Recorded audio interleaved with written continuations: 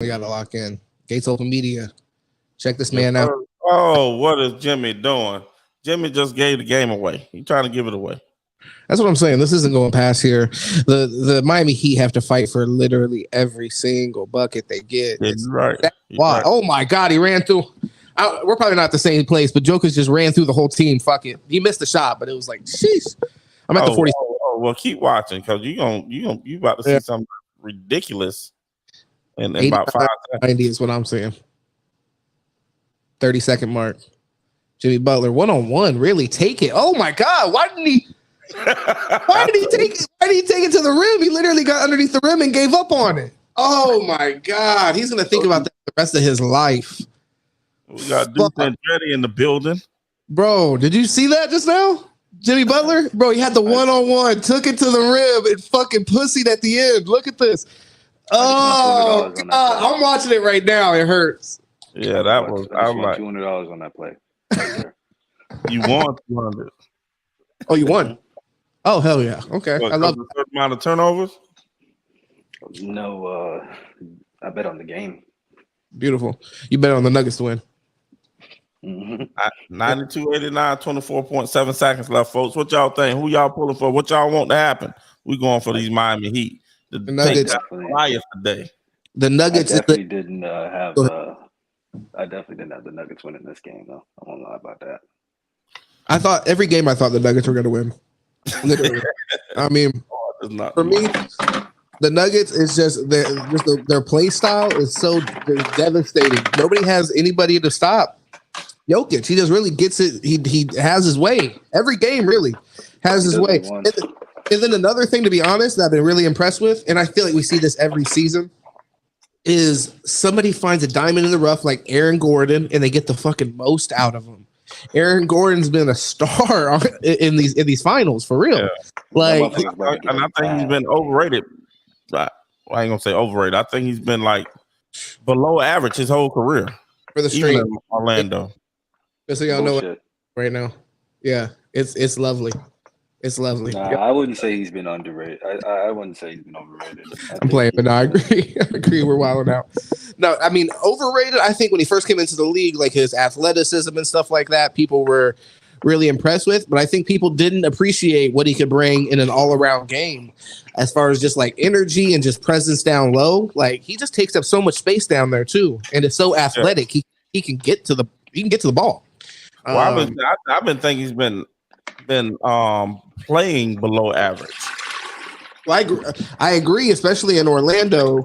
But I mean, I think also we have to like put in perspective what we should expect from certain guys. Like Draymond Green, his numbers don't look crazy or anything like that. But at the end of the day, his impact on the game is significant. He kind of reminds me of that kind of player in that way, or like a Dennis Rodman, like where they just have a certain utility that. Well, I don't know, bro. He's been dropping like this 20, thing 15, over. 30. It's over. Sure. Well, I mean, and it's a different kind of game today. He can pull up. He's pulled up a few times and hit some big shots.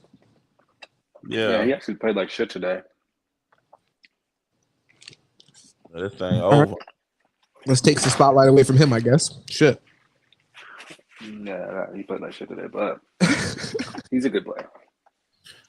All right, so I guess the game's over right now. Oh my god! They fumble fucked it. God, Jimmy Butler. This on you, Jimmy. I don't know.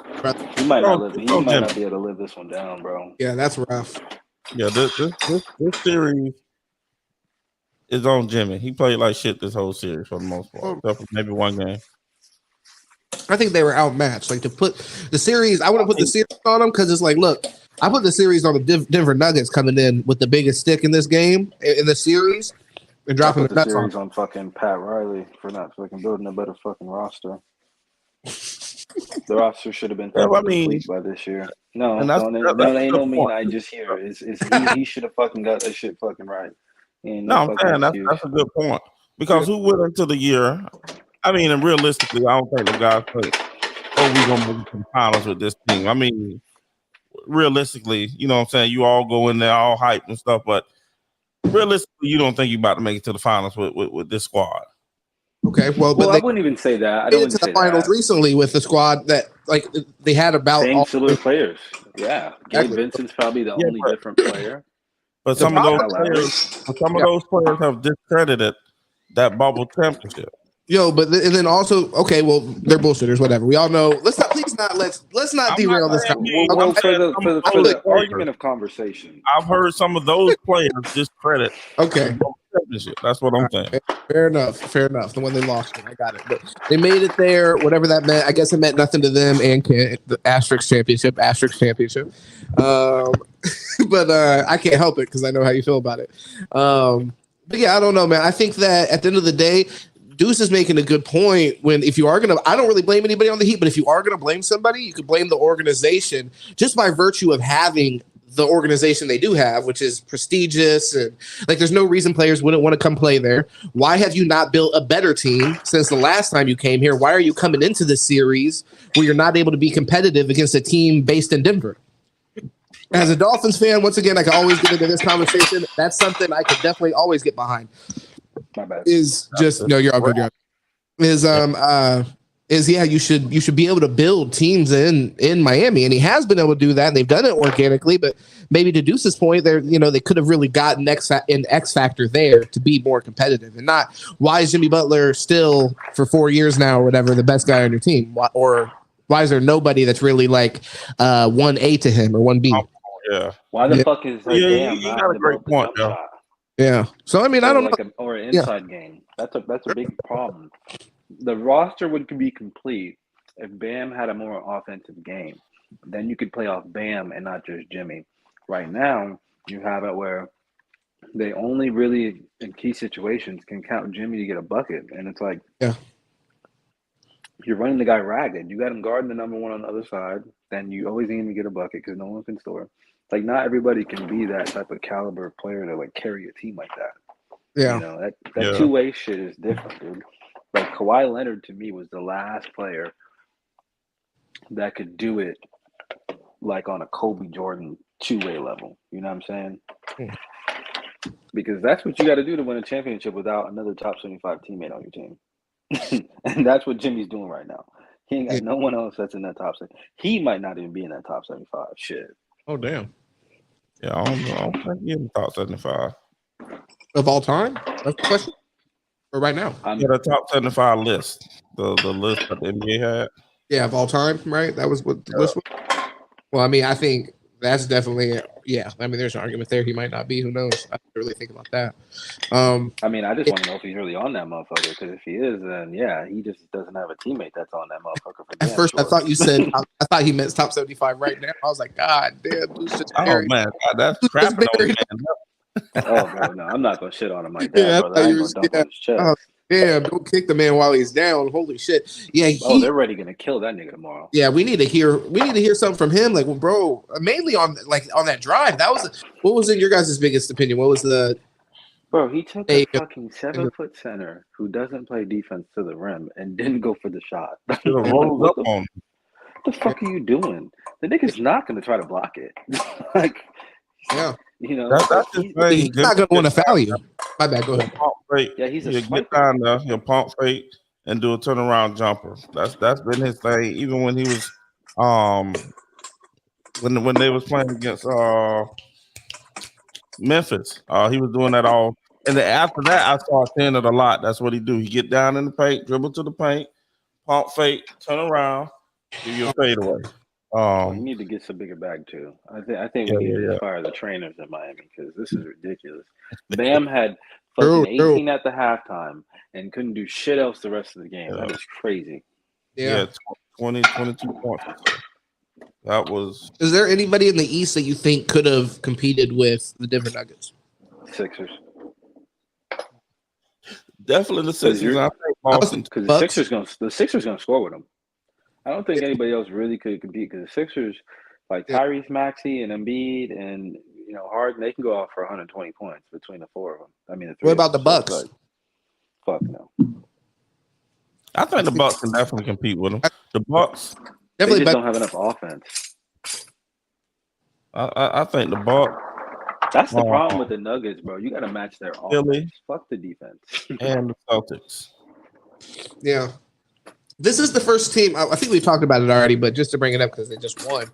This is the first team, in my opinion, since the Warriors that does feel like a dynasty. I didn't feel like the Lakers felt like they were when they won their championship. I didn't feel like it was about to be a dynasty. I felt like it was bought. Yeah, but and I mean any other team, point them out, whoever you can think of that's won a championship or been competitive in the last few years. They haven't really solidified that feeling. This feels like a team that is young enough, is dominant enough that they could really be competitive for the next 10 years together. So they could fuck up the league for the next 5 years. Yeah. But I don't know think if I see dynasty. I don't know if I see dynasty. Who beats him? Michael Porter Jr. is going to leave. He's going to leave. He's going to want a bigger role. He's going to be gone. He better sit down somewhere. Them people done sat there. Man, please. I don't think Michael Porter Jr. is a 6'11" guard. He needs a bigger back role. Problems with back problems. That nigga back problems is gone. He had surgery. No, I don't. $180 million later. He got. He might be able to convince somebody else though. He got drafted. He was out cause his back, and then he sat out. Bro, some more time. Biz had back problems since he was 18 years old. What the fuck are we talking about? He was rated a better prospect coming out in the draft than like Victor Wembanyama. You know what I'm saying? So, like, he probably sat out of that draft. He probably had that medical shit just so he didn't get drafted to a shitty team. Yeah, but he sat out all year though. Yeah, but he still got paid. Shit, he got paid. He's had moments, but I don't know. They may even be able to find a way to pay him, to be honest. No, they already paid him, but he's gonna want a bigger role. Well, he can just build it. I don't see. There's plenty of room, honestly, for him to slide into. Like, they really don't have a solid big three. You wouldn't point it like it's Jamal Murray, and then you would say Jokic, and then outside of that, everybody else steps up. When need be. But that's the scheme, though. But he's not gonna want to play in that. I could already tell, bro. I've been watching this kid since fucking high school. He's not going for that shit. He's a number one option cut. Bro, but hold on. But Jokic, literally, like, if somebody else wanted to come in and score more, I think his game could easily fit that. Exactly. But Jokic. But I see the thing is like this is what Michael Porter. He's off his rookie contract, so it's probably his third, fourth year is this year. He's gonna go. And Aaron gonna want some more money. Probably. Like he's not gonna want to sit there. Like, bro, I'm just telling you that kid's not a third option kind of player. Brother, but I think that it could be a situation offensively, as far as scoring option goes, he could potentially become the number one option in that offense. And I think the other two players could be better because of it, truthfully. So I think this is a team. Possibly, but I don't see that happening. That part I can see him getting more offensive reps than Jokic, but I don't see him getting, consistently getting more than Jamal Murray. Yeah, it just doesn't, because Jamal Murray is a volume guy. He's a pick and roll guy. He's got to have the ball in his hands. And then the problem is Michael Porter Jr. is his real game is he's a one-on-one isolation scorer at three levels. He take you in the paint, take you at the mid-range, and he'll take you out to the three. You know what I'm saying? He could do it all on offense, but the one thing about him, though, he's going to have to prove it. He hasn't, the floor is very small for him right now, bro. You throw him in the corner at 6'11" with those size 20 feet, you're only going to be able to do so much out there. I think a lot of these guys, man, they look around the league, if they see, like, what guys like KD and Kyrie did, and I think all that kind of, like running away from your team situation to find a better situation, that's kind of dead, especially when you have a great situation like in Denver. You see more and more players like Giannis electing to stay in a situation that they think is great. Giannis signed on before he won a championship, I believe. So he was ready to stay there and figure it out. So my point being, after you've seen situations like what happened with Carmelo, even like these have started to become in our generation sort of a cautionary tale. Like, very few guys actually have success doing that. Like LeBron James, like, really is like one guy that we could say that can go from team to team and still have success. But that's because he's able to pick and choose and have it exactly his way. Obviously, a lot of people don't have that leverage. So, I'm going to say this: I disagree with you on that point. Yeah, just because I feel like there is a lot of movement by young guys. The problem is they just do it after their first contract, so they secure the bag. And then they go do it. Like Zion Williamson hasn't played for New Orleans. I don't see him in New Orleans after another year. That's another example of a guy who chose to stay. We saw. You're saying that you're. Hold on. Let me finish. The point guard from the Mavs. You cut me off to respond. You cut me off. To be clear, from the Mavs, he left and went somewhere else. So I'm just Okay, what was that? What was that point? The bullshit last point that you said. No, I'm saying that the point guard fucking for the Knicks, he left. Jalen Brunson. He left the Mavs. He got a max because they didn't want to pay him, and he could have got paid more. Yeah, they didn't want to pay him. He wanted to stay. A qualifying offer. He gave him a qualifying offer. No, I mean, honestly, like that's how you remember the events. We could argue about that, but it's not even relevant. I don't remember it going that way, to be honest.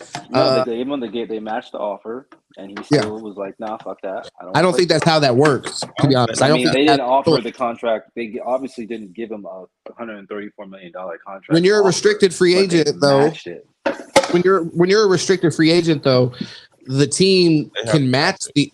They can match the offer, so they chose not to match what the. No, they did match the offer, guys. But what you guys don't know is that the kid's dad joined the New York Knicks coaching staff. So you know, what I'm saying, like, I do know that. What the fuck does that mean? It just he joined the coaching staff right before the kid fucking signed.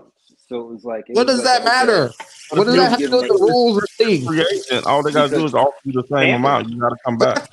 The fuck does that have to do with the They did offer it, bro. He said he didn't want to come back. It was a fucking no thing. He must have been a free agent. He must have been a free agent, not a restricted free agent. This is irrelevant. You're struggling to find one example. A qualifying offer. He offered he got a qualifying offer so they could match it. And the guy said he didn't want to come back. Just like DeAndre Ayton could have said, "Fuck that, I'm gonna hold out and not play." Okay, so DeAndre Ayton signed a contract with the Indiana Pacers, which then the Phoenix Suns matched. So he had to go back to the Phoenix Suns, regardless if he wanted to play for the Pacers or not. That's why I'm disagreeing with everything you're saying, but it's not even relevant. He could have held out. You're arguing about shit from 2 years ago or something. He could have held out. He could have held out. That's irrelevant. That's not how Kyrie left this team. I'm just saying. LeBron left his team. Like, people leave teams. These are old examples.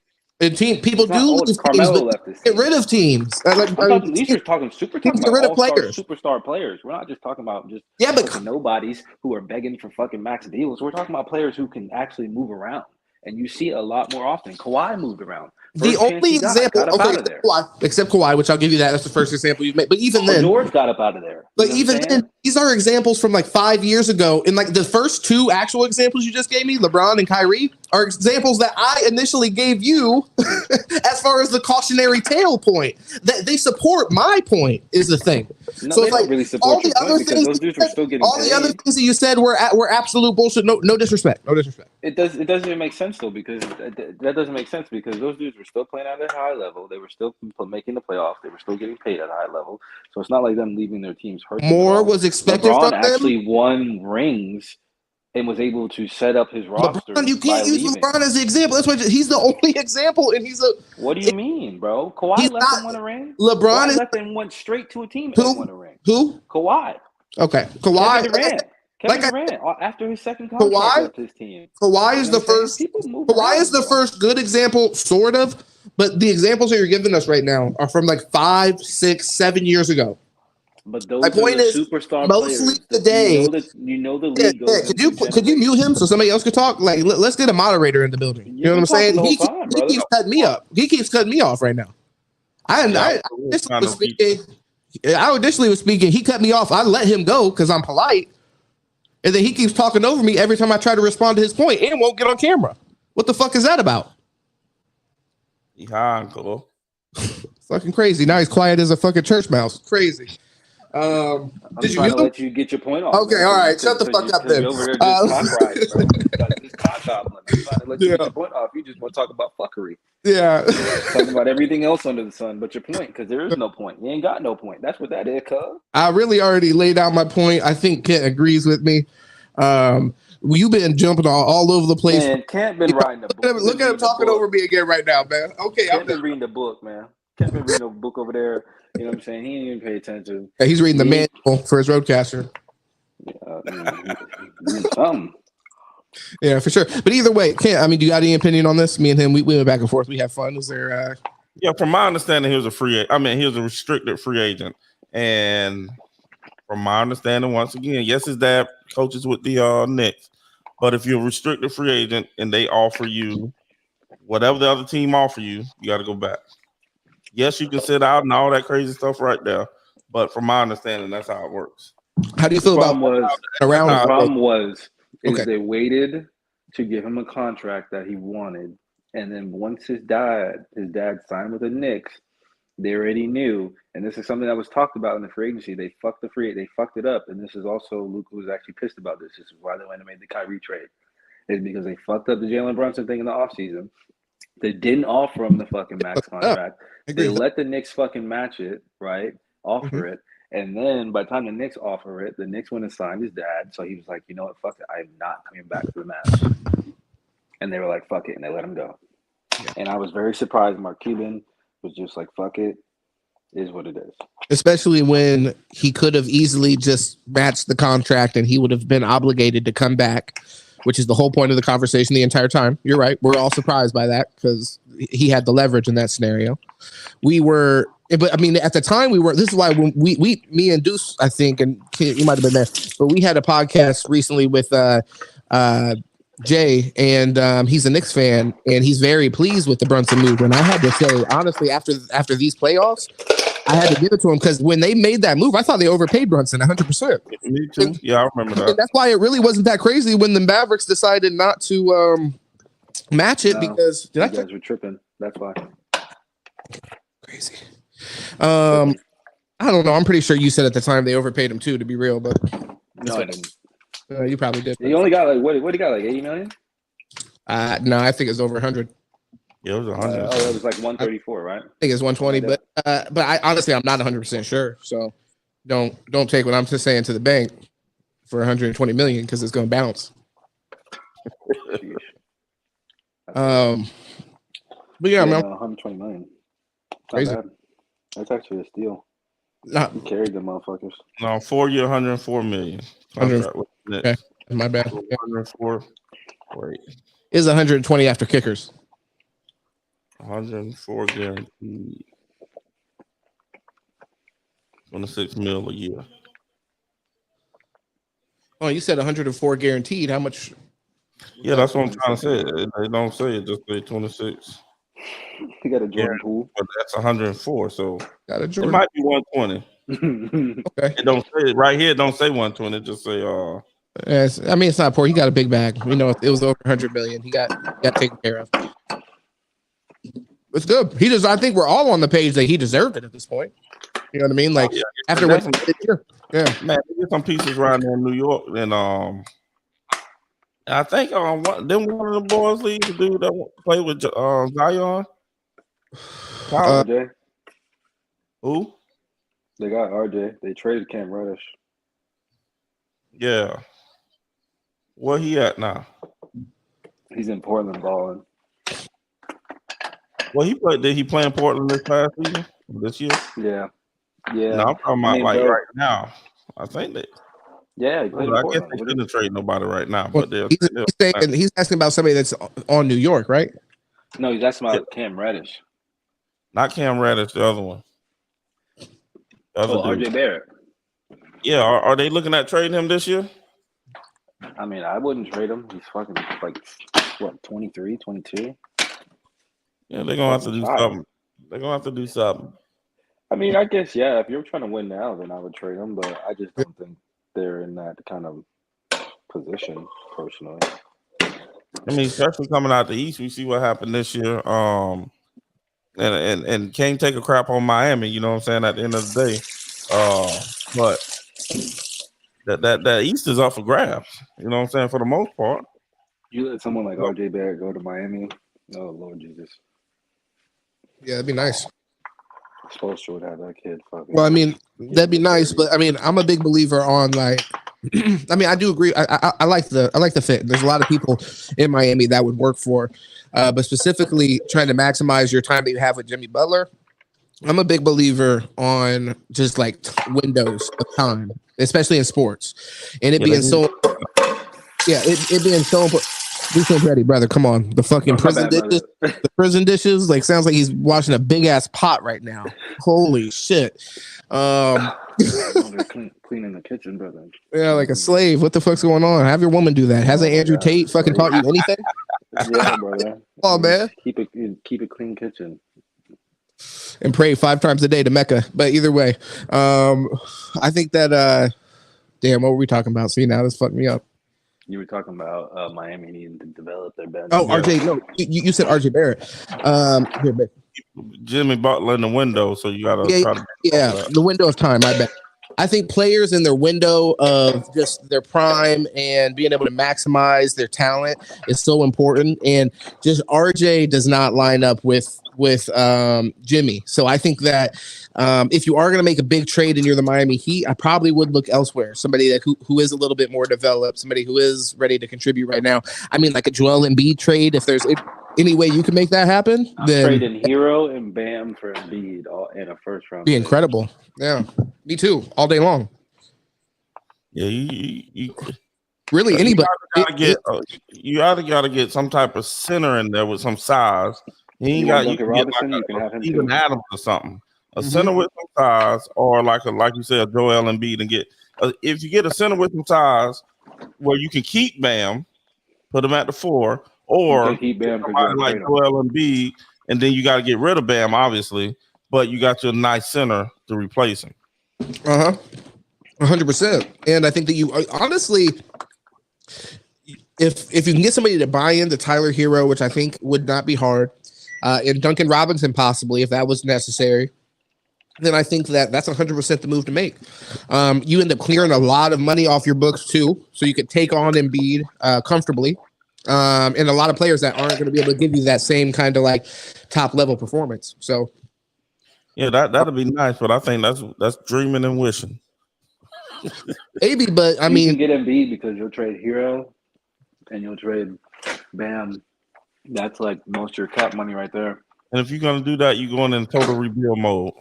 Why? To get Embiid? Is it gonna be there probably? We're getting Embiid. Yeah. No, yeah. I mean in Philly. Philly. Well, the Sixers just got rid of their coach, right? So I mean, they're in a perfect place. That's why I don't know that Embiid's not going to be pushing for at least getting put somewhere, getting sent somewhere behind the scenes. So once that starts to happen, as the team trying to trade for the player, you have more leverage in that situation. What's going on, Smooth? I don't know if that was on mine or yours, but I don't know, but it popped up here, so I'll put it up there. Oh, okay, perfect. Yeah, shout out. But yeah, that's my thing. I think that at the end of the day, Vulgar, what's up, man? At the end of the day, I think that you got a great window here with the Denver Nuggets. And if you can make that move as the Heat, that makes you somewhat competitive with the Nuggets. I think in the finals. I think you definitely could be competitive with them. You still probably need to be able to not even, because they actually have a really nice bench already and nice role players. So they're actually a team they can afford to trade some of their top guys because the bottom of their bench is actually so strong. A lot of the times when we see teams make this move, they end up like the Phoenix Suns, where they literally have nobody to come play when the guys get tired. So it's like they got the assistants coming in to throwing jerseys on to play when the guys get tired. So I think honestly the Heat, if Pat Riley's and does his job, not that he, like I said, they've done a great job if you want to kind of like just stay competitive. But if you really want to compete at the end of the day, it's obvious you need more. It just is. And I think it's been obvious since when they ran into the Lakers. When they ran into the Lakers, that didn't look that competitive. So at that point, looking at that, we had the same feel. Okay, so this is actually, let me sum it up like this real quick. Why in 2020 or whenever that was that we had that finals, we had the feeling we were like, damn, look at the Heat. We were surprised they were there. They overachieved. It was the exact same feeling this year. Why 3 years later, 2 years later, does it feel like the exact same story and you haven't improved and you haven't become like a true contender? Somebody that like halfway through the playoffs, we were all like, we got to stop picking against the Heat because they've actually upset everybody. Well, why are you still the underdog at this point 3 years later?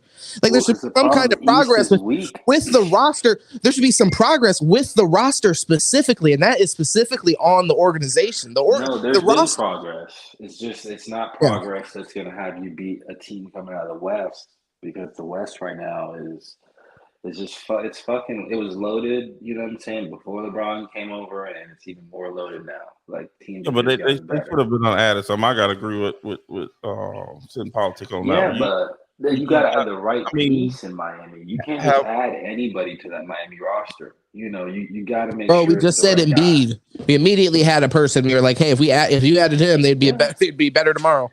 Then you gotta leverage out the rest of your roster and try to fill the pieces. I mean, which is doable. I'm not saying it's not. You immediately put together a trade. You were the one that was like, oh, Tyler Hero and bam, gone tomorrow. Yeah, I'm with it. Like, what the fuck? Yeah, because I've thought about it. That's something I thought about for a little while here, brother. I put that together. Okay, it was thoughtful. My bad. I apologize. I want to make your name but no, it's just I don't. There's not a lot of players you can throw in that Heat team. Like, you know, as far as we talked about the other night, Deuce. And I hate to say it. No, your boy, from the Wolves, Timberwolves. Dude, that went to the Timberwolves. Cat would be nice. Oh, Cat would be nice. I was talking about the other one. Rudy Gobert? Yeah. I hate to say I don't like Rudy worth nothing, to be honest. But they need some height, they need some size, they need something down there to do something. And I don't think they necessarily have to be a scorer. I like that. I think you're going to be always disappointed by Rudy in big moments because we've just seen that. Terrible. But overall, as far as team building, I like that. That makes sense. That once again, but this is why I look at the Nuggets and I think of them as kind of like a dynasty because get Nicholas Claxton, bro. If you're gonna get Rudy Gobert, I mean that's interesting. That's interesting too. But I think that at the end of the day, this is what's kind of interesting about the Nuggets and the whole dynasty thing. I remember when the Warriors, 100%, I think we all agree they were the last dynasty, right? Bro, yeah. Okay. To do it. Okay, so look. I remember when they were at their height, literally teams in the offseason were like, yo, we have to, everything that we do has to be about beating the Warriors. Like, that's the only team that were like, everybody was trying to find a person to specifically be able to like shadow Steph or match them in threes or whatever. So everything this was kind of a thing with LeBron specifically, which I guess. Popping in right quick. Oh, yeah. Yes, sir. Timo. What's up, fellas? What's up? They're vibing.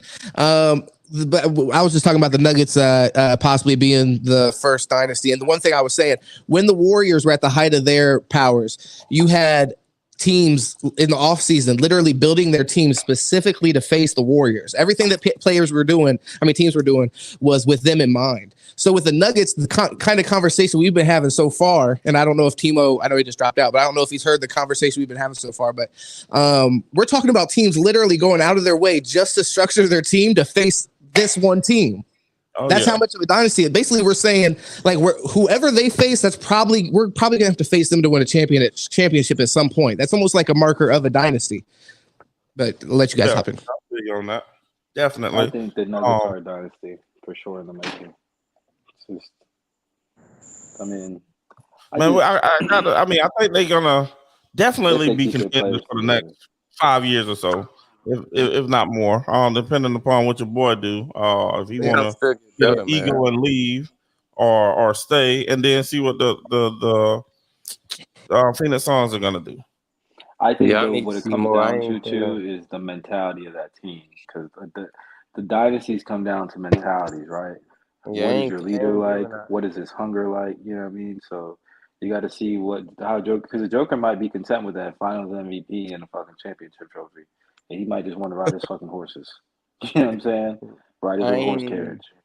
Me personally, I ain't throwing out the dynasty word just so freely. I need to see more.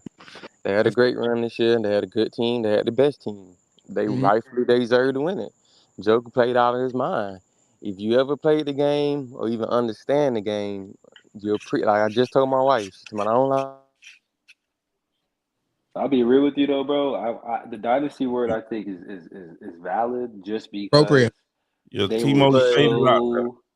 were so much better than any team in the playoffs right now. You know what I'm saying? The only team that I thought was close enough to them or had a chance of beating them was the Warriors.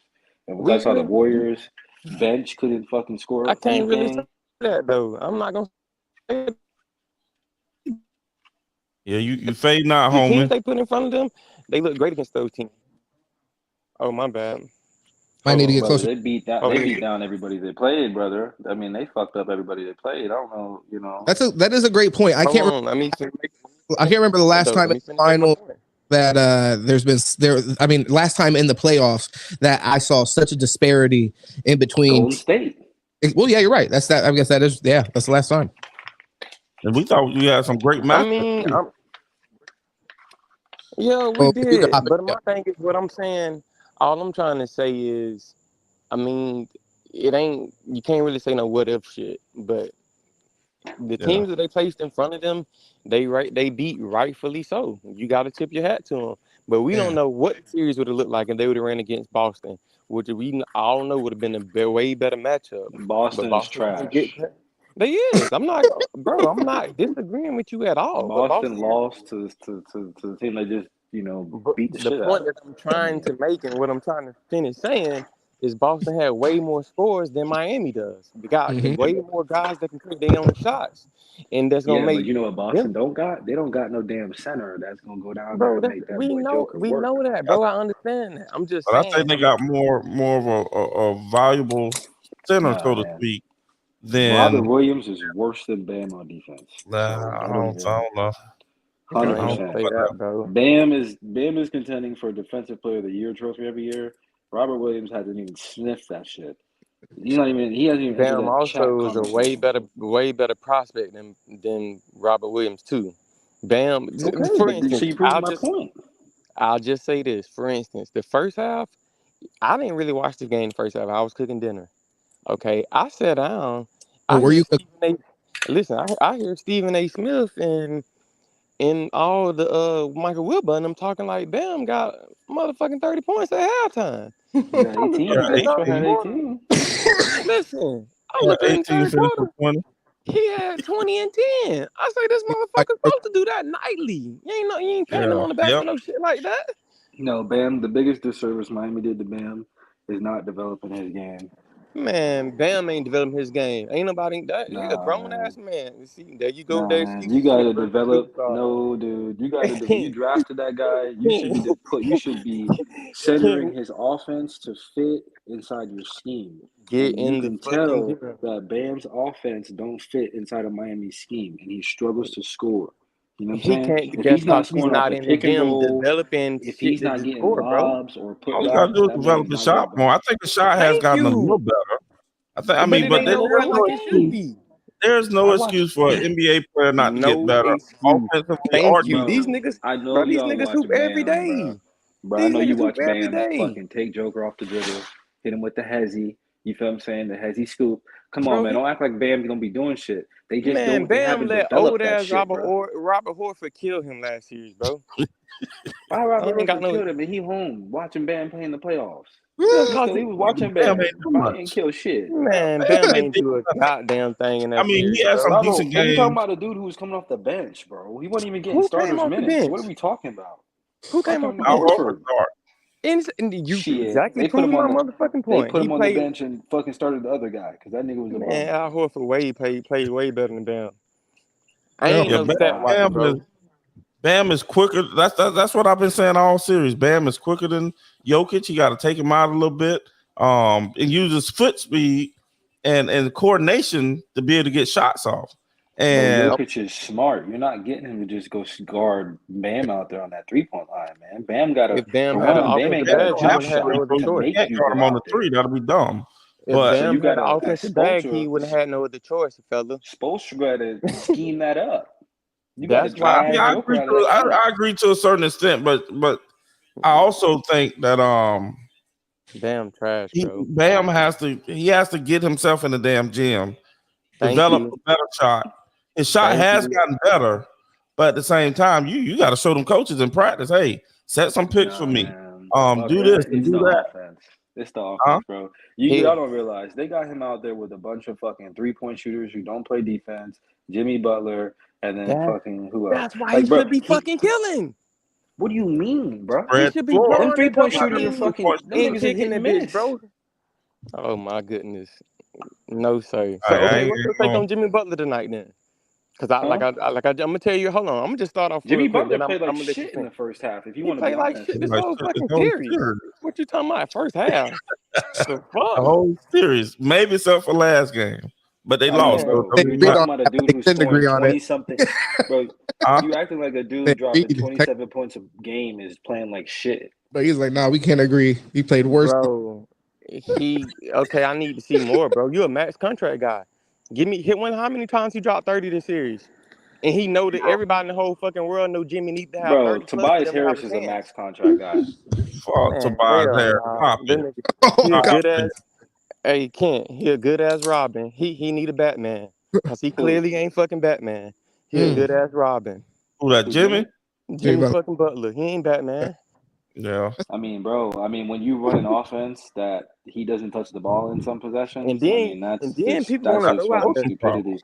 And Ken, this what blow me. This what I forgot. I should have sent this shit to you before I even got on. You know how many times we heard Jimmy Butler and Dwayne Wade name in the same sentence this postseason? Ooh. Oh yeah. Yeah, you right. Ooh. Man, y'all better leave that shit alone. Yeah, D-Wade. Okay, let's put this in perspective, brother. Let's put this in perspective. Yeah. Jimmy Butler, he don't got no James Posey. He ain't got no Shaquille O'Neal. Come on, he don't man. got no one out there like that, brother. D-Wade came into the league doing the thing. Stop this shit you talking about. Please stop this shit you talking about. Deuce, would you say that Jimmy Butler belongs in the D-Wade conversation for real? Bro, Jimmy Butler right now has carried that Miami team to the finals twice. That ain't what he a bunch of undrafted players. Are you kidding me right now? You understand that roster's full of fucking nobody? That ain't what he asked you. Yeah, there's a difference. You got to know the difference. But come on, man. You gotta know when a dude is, bro, and that's the problem. No, dog. You gotta know the difference. You gotta know the difference. You gotta definitely even have a jumper. D-Wade didn't even have a jumper when he first came in the league. But what he did, he stayed in attack This mode. is the problem with basketball. Y'all give people credit for winning easy fucking rings, and then when people like Kobe go back to back, easy rings? Did you just say that? Player, Stop. When did you see Jimmy Butler in attack mode this series? Please tell me. Bro, how you not in attack mode? Bro? You dropping 20-something points a game, brother. That shit just ain't going in by itself. Bro, he was all NBA. What you mean? Yeah, he's top 15 in the league. Are you kidding me? He's a star player. He's gonna get his shots like to a certain extent, regardless. But when did he take the game over? When did he take the game over? Yeah, he is exactly the prime example of what me and you talked about before this shit even started. No more excuses for these guys that want to get the max contract bag. Everybody want to make max contract money, but don't want to do what the fuck max contract players supposed to do. Jimmy, one of them. Dude's even going like that though. Yeah. Then turn his camera off. Because what Jimmy does it on both ends. So y'all talking about, he needs to go give you fucking 40. Nigga, when you're scoring, when you're locking the dude up on the other end. Kobe did it on both ends. Jordan did it on both ends. Hell, even Kawhi did it on both ends. Who did it on both ends? Yeah, who was he clamping really this series? Let's be honest. That's exactly. Yeah, his ass was getting ran. Man, they ain't got no excuse. They were playing a bunch of zone is what they were doing. Yeah, bro, because he's got a bunch of bums standing next to him who can't play defense. What you mean? But that should give him more offensive power. Max Strus and Duncan Robinson, are you kidding me? And then they're like, oh, we need to bring in Tyler Hero to play no more defense. I guarantee you, if Jimmy Butler would have averaged 33 or 34 points in his finals, they wouldn't have done shit because they still would have gave up fucking 120. Okay, but we wouldn't have been able to say Jimmy. We wouldn't have been able to have the argument saying Jimmy Butler never showed up. Yeah. He would have had to look at his numbers. He's averaged over 20 for the series. I guarantee. I don't give a damn. And then go look at the rest of his fucking team, and then tell me how it looks. That's what comes with being all Mr. NBA. Go look at Jimmy's averages, and then go look at the rest of his team, and then tell me what it looked like, brother. When you ready to start making excuses for superstar max guys and want to be superstar max guys, come on, at me. Bro, he doesn't even have a super max. That's the funny part. Yes, sir. He doesn't even have a super max. This man's a fucking 100 millionaire. And the sad thing about it, these guys gonna get paid more than what the fuck they making now in 2 more years. Shit. That's gonna Game be 1 had 13 points. Game 2 had 21. Fraud, bro. Fraudulent. Sorry. Get rid of that top 10 argument, guys. It doesn't exist. He's a great Robin. I would have. I will agree with that. Definitely. He needs a Batman. Bro, are you kidding me? Look, he's got all those 20-point games. And you really gonna sit here and say, "Look, 7 assists, 3 rebounds, fucking 3 steals." He's playing fucking 43 minutes. Bro. He's playing damn near 45 minutes a night. Well, hold up, so he better give you 20 points a night, bro. Just to like bridge the gap with you dudes here, like Timo is saying, he's not saying he's totally trash. He's saying he's a Robin, so he's saying he could be the number 2 guy. Like that's not really like he's not saying he's shitty. He's just saying if anybody's thinking if anybody's thinking he's Dwayne Wade, who was the best player on that championship team, then Timo, and I would agree. We know who Dwayne Wade. We know who Dwayne Wade's second best player was on that championship team, though. Who the fuck is Jimmy Butler's? Who the fuck is Jimmy Butler's second best player? So okay, yeah. listen. Who is it? Who is it? Please tell me. Tyler Hero, Bam. You don't know. Everybody else show up though. I mean, I will say that Bam was the second best player. That's not Jimmy's fault though. That's not Jimmy's fault. If Jimmy would have averaged 35, 32, 33 a night in the series and they lost 5-1, we would have never had to say, we couldn't say stat padded. If he'd have stat padded, man, it'd have made a difference.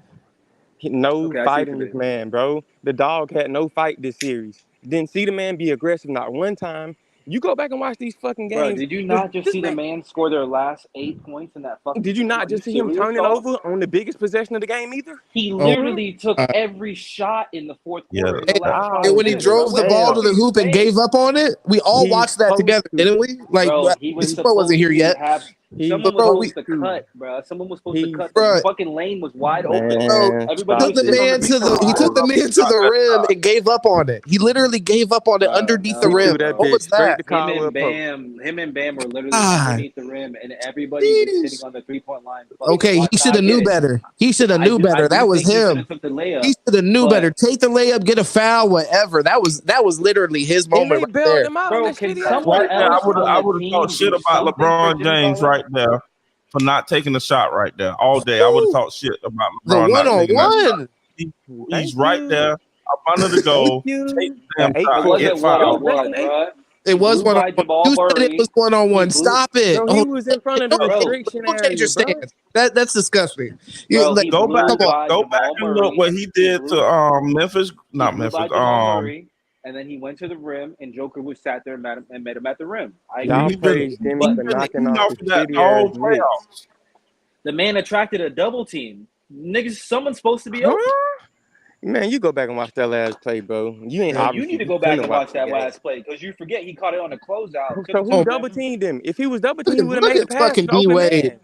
Look at D-Wade dropping his fucking nuts in him. Like, Jesus. I was just going to say, D-Wade averaged 36 points the first final. Bro, the last 4 games, he did score under 36. What the fuck are we talking about? Let me get 13 boards, too. Board man gets paid. Fuck it. Like, golly. Look at what he did the first finals with Shaq. He averaged them to 35 that series, if not 36. Go back and figure it out. This is it, 34-7 what he averaged, so 35. That's crazy right there. Excuse me. 2.7 one block. When it comes to Jimmy Butler, that's all I. But you're acting like Jimmy has he has the same look caliber at that team, bro. 53% shooting, 56. 39 this that game. This team is way fucking better than the team Jimmy has right now. Look at the steals. 4 steals, 3 steals. Fuck 1, 2, 2, 4. Excuse me. Y'all want to play on these motherfuckers? Don't sign me. Say them. Say them. What's funny? Not us. You know what's funny? It's not us, Timo. You put fucking D-Wade over Jimmy I ain't put D-Wade nowhere. Right, that's what you said. Oh, you said I will. D-Wade over Jimmy Butler, of course. Here's a fun fact. Jimmy Butler has made it to the finals more than D-Wade without another All-Star on his roster. Oh my God. You got to find a specific qualifier. Okay, Jimmy Butler has won 0 finals. D-Wade went to the finals one time. Jimmy Butler's gone twice without LeBron. And he's lost both times. Either, right? Because everybody was hurt. Giannis ring don't count either, right?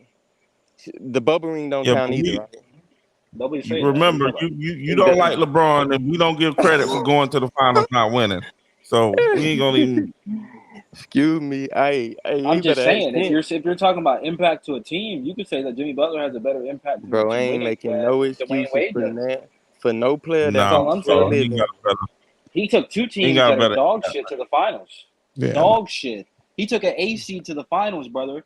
Let's talk about it. What are we saying That just and he did that shit, and then when he took like a 6 or 7 when he seed, got to the what did you finals, say he earlier, laid though? the You fuck said the East down. is shit.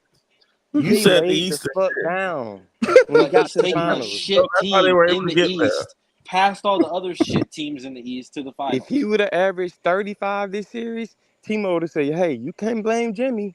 The other guys got to look in the gym, Bro, look look at up the themselves other and get in series, the bro. gym." You want to look at this one series, like the one series where he did average over 20-something points. Like, look up the other series. Hey, he didn't have to. Hey, listen, y'all praised him for knocking off the shitty ass Knicks. He was Jimmy Buckets that series. Well, Bro, was he Jimmy literally Buckets this ran series? through every team in the Yeah, but Eastern Conference. Like, the what the series fuck that are we fucking counted the talking most, he about, bro? shitted.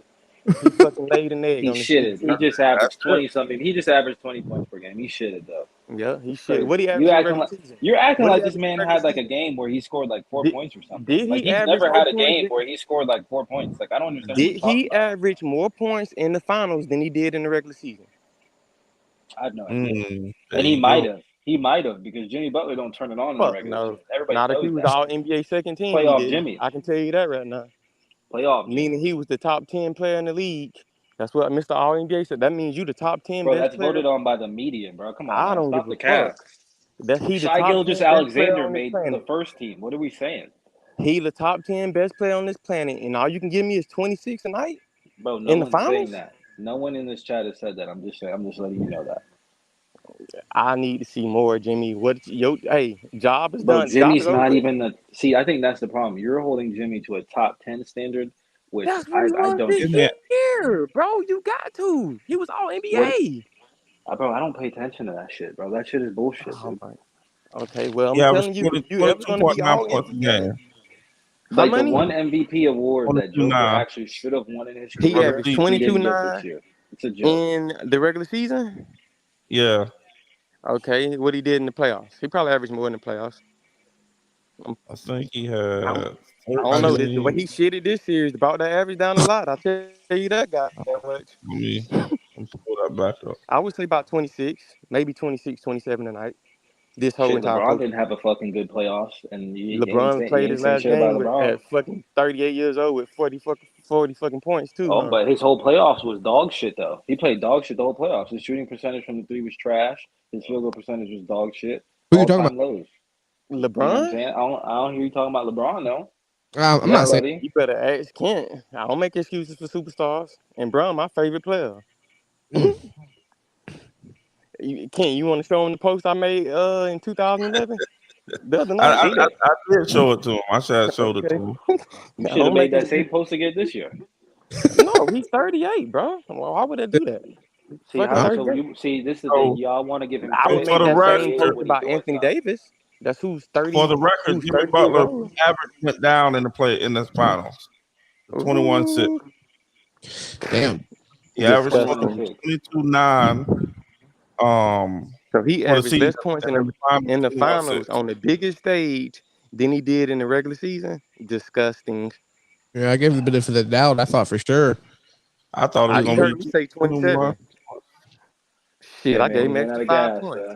He ran out of gas, just like the last time. It is what it is. Hey, guess what? Get in the gym and get your endurance up. He Sorry, ran no out of gas, excuses. man. Spend the You money on know, your them body. two-way guys, man. When you're a two-way guy, and Everybody been a two-way guy you that's playing been the a great, whole bro. game. He ain't the first When you two-way don't come guy off in the the come in the court. I league. mean, He ain't gonna be Man the only I'm last played a two-way person. guy. 43 minutes, brother. Only 43 minutes. Man, I'm a Not stop. the person that whole say, game. look, at the end of the day, you go down shooting. Hell, you can lose, but Excuse me, empty at the least go clip. down shooting. Attacking He the did go down basketball. shooting. Thank you. No, Jimmy got 50 bullets left in his Well, he fucking went clip. down passing. He went down passing. yeah, this Yeah. last game, dog, he They pay Jimmy not to fucking pass. They pay him to He get tried to be buckets. LeBron. He tried to be LeBron, man. He tried to be LeBron. Hey, they probably only make did. one of them. He It's got only confused. ever been one of them. He was He's looking not for his him. He's LeBron Jim, moment. dude. Get your ass in the gym, Jimmy. Go You're a ahead and great shoot guy. it, Jimbo. Shoot it next time, Jimbo. I mean, We could agree on. Jimmy do need help. I mean, he did need help. Now, don't get me twisted, but you got to go down shooting too. Like Thank you. Bro, attacking the listen, you basket, don't lose, bro. Listen, doing stop all the this cap. shit. Stop Yeah, the cap. Because y'all cap it right now. You don't lose 5-1 in the series because your star player is terrible, or your star player ain't playing good. I didn't tell you. You go down 5, you lose 5-1 because your team is dog shit. No urgency. He didn't play with any urgency at all. At the whole all, series, he didn't play with any urgency. That's like saying when LeBron lost in 2015. That's like saying when LeBron lost in 2015, he played bad. Kent, you know what Heat fan said this series? He's playing within the flow of the game. Oh man.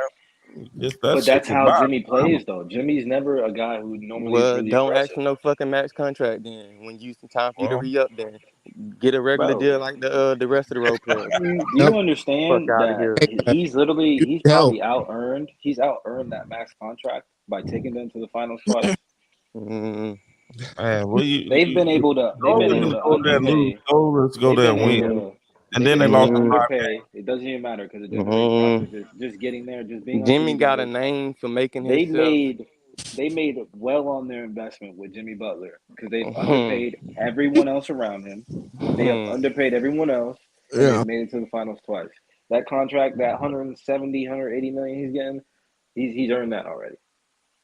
Done. They've gotten their value out of that. Okay. But the point now, is, Bam's contract in the game.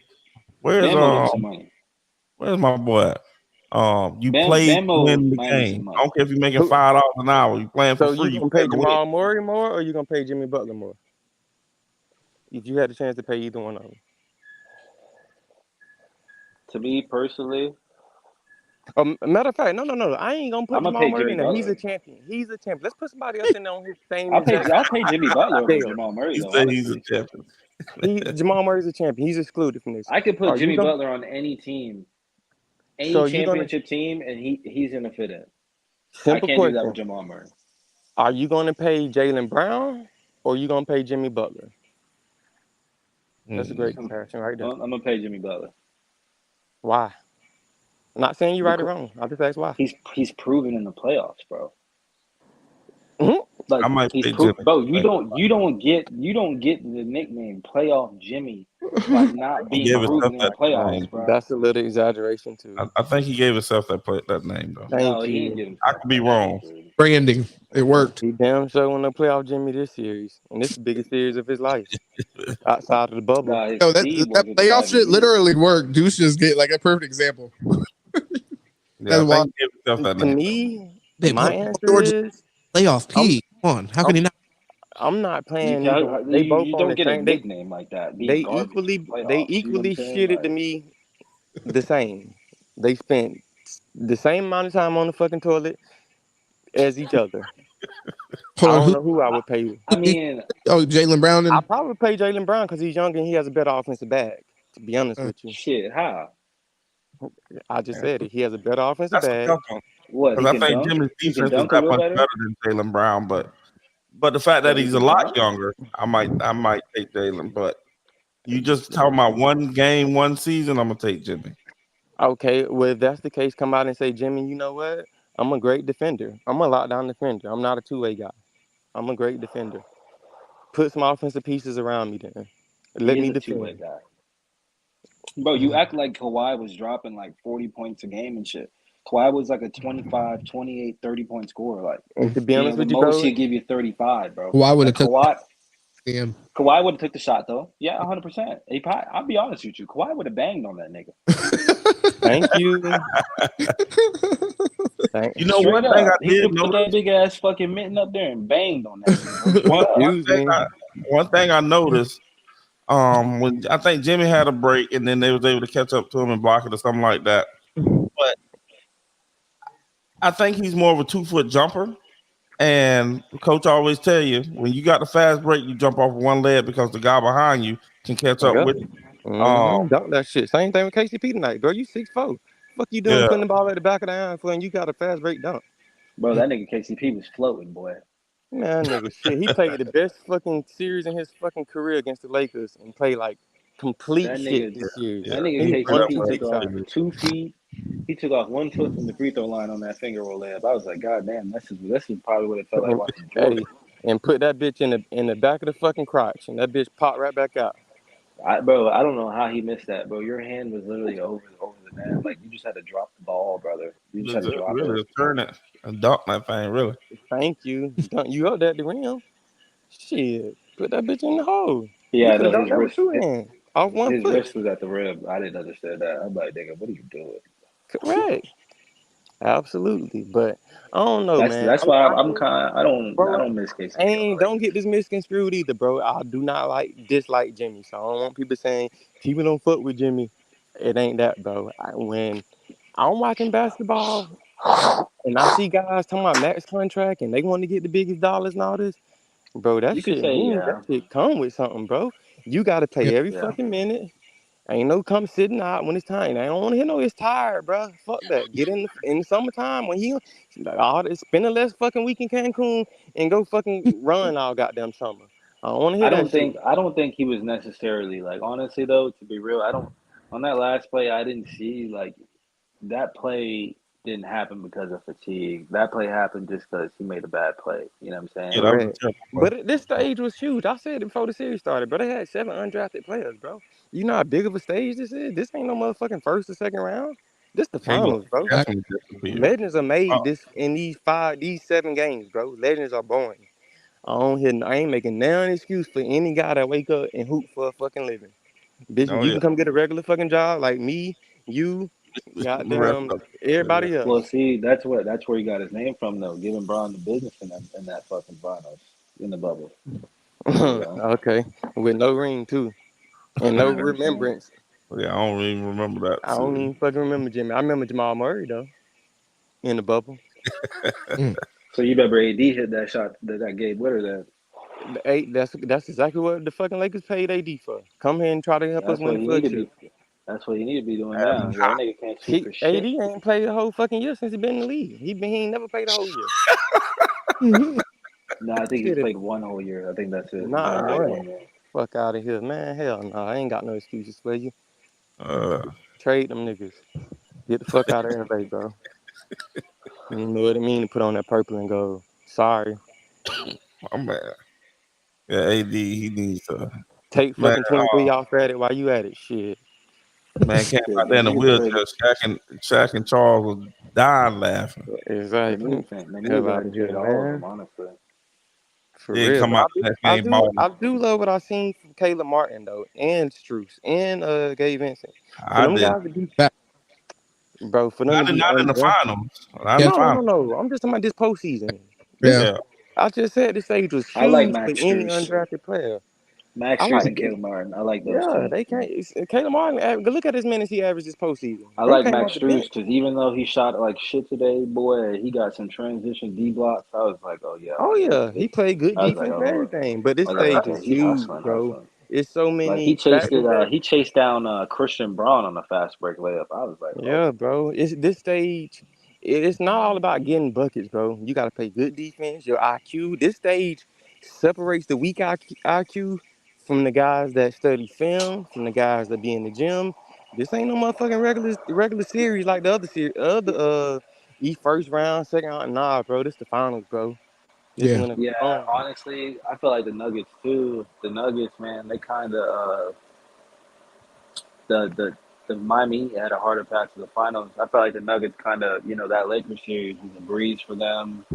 That Phoenix series was a breeze for them. I just don't think that was a good matchup for them. And another thing too, you made a great point. And you got to play better than them, man. Like they didn't get tested. Jimmy Butler ain't had no pressure on them either because they was the 8th seed. Nobody expected them to make it to the finals. Nobody. True. But that sounds like a fucking excuse. But I'm gonna tell you right now, keep them out in the play-in. Yeah, that's fact. And you picked them in the final. Be clear. Correct. And then they had one of the best coaches, bro. Spo is a top 5 coach, top 10 guaranteed all time. He damn sure 1 or 2 right now. Like that man coached some shit up this postseason, bro. Yeah, they GM got to get better. Pat. I guess that's the GM. I don't know who the GM is. He's a hell of a. He's smart, bro. They ain't paying nobody. Shit. They gotta put somebody around and go let you down and retire. I think Dame seen this shit and say, hell no, I ain't going to Miami. Man, Dame won't go to Miami. He said, "Bam, his boy." They asked him, "Where would you want to go?" Yeah, you seen the posts on Instagram. Yeah, the jerseys and shit. But I think after the night, I don't think too many people run to Miami to play with Jimmy, unless Jimmy willing to say, you know what, I'm here to defend, I'm here to get buckets here when I can, and you the superstar. But Jimmy Butler from Chicago, he ain't saying no shit like that. That man stressing this his team, I just don't like think he it'll be ran out fair. of I Philly. think it'll be just one of them things that's done. You know what I'm saying? I don't think Jimmy gonna be like, give me the damn ball. Man, Jimmy is gonna make the same motherfucking noise he made getting out of Minnesota. If Miami was to do some shit like that, he'll make the same noise getting out of fucking Miami. He Jimmy Butler, bro. Nah, I doubt it. Because So, he got baby ass cat over there. Probably did the same. We all probably did the same thing. yeah, 12 feet tall, got me guarding and passing the ball out to the 3-point line. Man, get your big ass down there. man, that's exactly how I feel about Bam. Shit, you up here, you ain't even looking to attack. Hell, Bam did look attack this series though. That's the most I ever seen Bam looking to attack. Onto a little bit. Man, you look at that Boston series, Bam get the screen and roll, they give it to him off the screen and roll. He immediately looking for the 3-point guy open. Yeah. Bro, you gonna take Al Horford old ass? Man, yeah, that's Bam's problem though. But that's the thing; they have the offense set to screen and roll and get them shooters open. Man, he's not. He was the same They way got him in playing like Kentucky. Draymond Green out there. This man had But one of the best. he could shoot though. That's the thing. Like Bam's always had a jump shot, bro. I followed a kid Always, from bro. high He school. the He's kid high always had a school. jump shot. That's how he got it, bro. If you ever go look back and look at Bam out about you, high school highlights, shit, he probably got some of the best highlights ever in high But school. just That man How had he a remember, got jumper, Kentucky. bro. He's always had a jumper. Even what? when he And did his he's NBA always been that workout. size too. He's always been that size. Ain't like he got bigger or something when he was in school. Hell no. He been a big ass dude. Man, what's the little point guard that antagonized? Played for the Lakers this year. Little You point talking guard. about Patrick Austin Beverly Reeves? averaged 43 in high school too. So remember that. You talking about But Austin Pat Bev Reeves? was a He hooper. averaged how much? Huh? How much did he Like average? 40, he said he averaged like 43 in high school. Golly. Probably played in a shit league though. Who that? Patrick Beverly. Oh, Pat Bev. Yeah, Pat Bev a lockdown defender though. He's not in his He said prime when he no got to the more. league, he say defense, but I'm known for offense. Oh shit, yeah, he You better figured it out? hang that shit up. But he known for defense. In his prime, he played like shit the last couple years though. But he good for locking down one or two possessions in crunch time. Shit, I give him that. Yeah. Especially good for giving up them 6 fouls too. Shit. That's what bitches don't be on the like, bro. Kevin Love probably could have got more minutes. We know he on the back end of his career. He ain't got but 1 or 2 more years left. But shit, use every last one of them motherfucking fouls he come with. Now. Bro, Yeah, when we exactly. talked last and he had 9 rebounds, I think he had 9 rebounds since we last talked, for real. But Crazy. listen though, if it come down to a wild ass open jumper out of Bam and Kevin Love, shit, my money on Love every motherfucking time. Yeah. Especially from 3. He gonna get you 2 or 3 threes a game. That's a great night for him. And 6 to 8 rebounds. Done your job, Kevin Love. Go sit your ass back on the bench. I feel you if you're like, hey, it's Kevin Love or Bam on this specific thing, but it's like anytime you're saying I got to count on Kevin Love, it just made my skin crawl right there. I was like, damn, maybe I would be forced to choose Kevin Love between those two, but that's a shitty option either way. With me, bro, I ain't like, bro, there's no reason why you're big. There's no reason why you in the NBA and you shoot 1,000. These guys putting up 1,000, 2,000 shots a night, a day. Yeah. A day. There's no reason why you going 2 for fucking 11 from 3. I'm sorry. Half of them 11 shots, 7 of them was wide ass open. I'm not buying that, bro. That shit got to be knocked down, bro. I guess just being in the arena and being within the offense, because I mean, if you see like the video of them like putting up shots in practice and stuff like that, it's crazy. I ain't making no excuses. I'm gonna tell you. I'm just saying there must be something affecting. Yeah, I'm gonna give you 4 players. When it was time for them to get a bucket, if they was left wide ass open mid range, yeah, get ready to play some fucking offense, cause this shit coming out the net. Yeah, Allen Houston was one. Yeah, I'm just go with bigs too. I ain't gonna go with guards. I go with bigs. Okay. Kevin Garnett was one throughout his whole entire career. Antonio McDyess was another one throughout his whole entire career.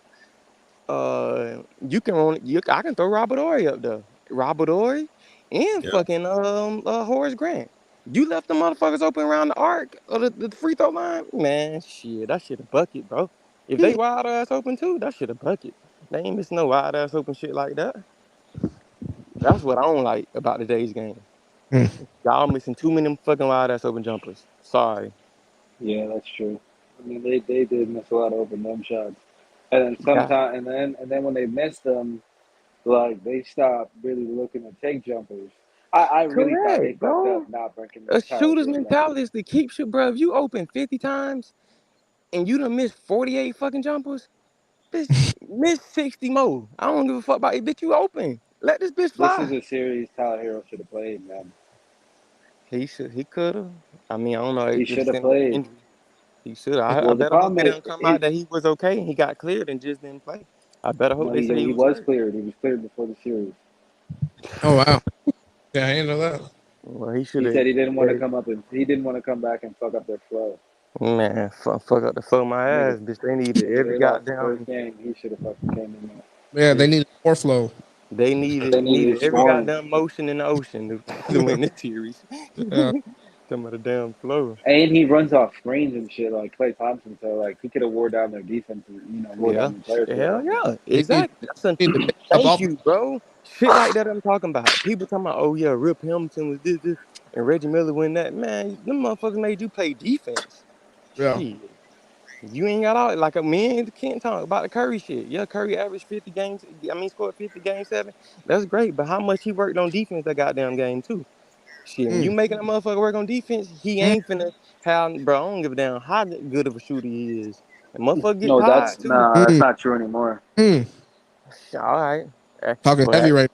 Talking heavy. Because that's how you he make won him his play last finals defense. was playing defense. Who did? Huh? Curry. What do Man, you mean? You better check what he can't. did to fucking Jaylen Brown and fucking Curry and Jason Tatum defense in in the that same finals. sentence, bro. Are Come you on, bro. serious? Stop the cap, bro. I Are you got one serious, for y'all bro? right quick. Y'all talking Stop about my it, dog Pat. bro. Steph Curry Please in that stop it. finals had his best Who did defensive he performance lock of up? his career. What do you mean? I mean, you know how many steals he had that game? Who he locked up? That series? Are you for real? Bro, steals mean you was playing the passing lanes. Bro, they were like, bro, they shot like 30% when Steph Curry was guarding them, bro. You know that? Bro, fucking, what's the nigga name Like from the 30, Lakers? 20%, bro. Bro, Both the them boys. 11th man from the Lakers came and gave Curry buckets. This exposed Curry Which badly. dude? Yeah. Was it Vanderbilt Walker. Been a or react. Walker?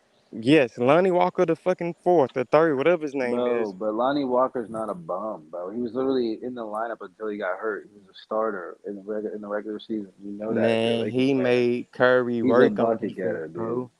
He Of made him work. course. That's all I'm He saying. gets buckets, dude. He's a 6'5" guard. What do you mean? That's what I'm telling you. When you make Curry work on defense, he can't give you fucking 36 and That's hit like goddamn 12 threes a game, bro. Bro, he That's all I'm averaged saying. 32 in that series. What are you talking about? Okay, so when the Lakers finally put their ass away, how many points Curry had? When Like, the come on, game, Lonnie dog. Walker What are you bust his talking ass with about? 19 points in the fourth quarter and made him work on defense.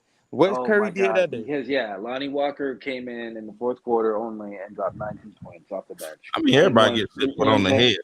I don't Like, care come who on, you man. He didn't play all game. Like, I what are you ain't talking never about? known Curry to He lock was fucking nobody up, fresh. bro. The guy was fresh. He didn't break a Send sweat. me some film of Curry locking up on defense, please. Steph Curry I'm played about the to get whole it right game, now. fucking carried Stop. that team, bro. Are you Hey, really kidding quick, me? I got this Paul George interview about Pat Bev right quick. Hey, Not to go back. let's go. Defense on you. Oh, Pat. Oh, y'all Pat. want to do a Okay. reaction Like to he's this? fouling you the whole time. Like you want to see Pat on the floor. Like, so you're not going to call some of these fouls on Pat. But Pat is the worst. Okay. Pat will hack out of you. Pat's the best though because he plays hard, man. I love playing against Pat and I love playing with Pat. He just brings a winning spirit that like he's on the floor like he wants to win. You get in Did y'all the know fight? Pat Bev averaged like 40? That is in crazy high to think school? about. Like he was an offensive player in high 40 school. fights, he must have punked everybody. Yeah, Dog. they were probably afraid of 40 him. points. Dog, when he told me that, I was like, dog, shut up. Average more than I did in high school. I saw a YouTube clip of him overseas, and dog, he was like windmilling and like catching lobs and like a bucket. Yeah, we play motherfuckers on the same skill set as him. Hey, y'all better put some respect on my dog Pat Bev name.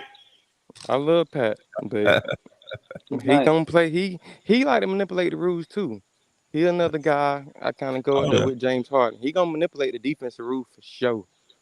Oh yeah, I think definitely. that NBA schedule, man, is brutal on It players. is. They need to shorten the game. They need to shorten Some the league. I don't want to some see it get shortened, players, but they cannot just continue to play shooting some three players, ball after their three ball bodies and can't expect handle it. people to make it. Yeah, it ain't gonna But work, you bro. mean shorten the Well, game, like one single no, game Shorten the for 40 season. no, minutes? well, Shorten the When you, season. well, because my whole thing is right is you have a lot of players like it's a lot on how their body because you got to think they practice, then they Can't. train, The they've been then doing they this defense, train since on their the the 70s and own. defense 80s. like me and you would hate that the game has came to that.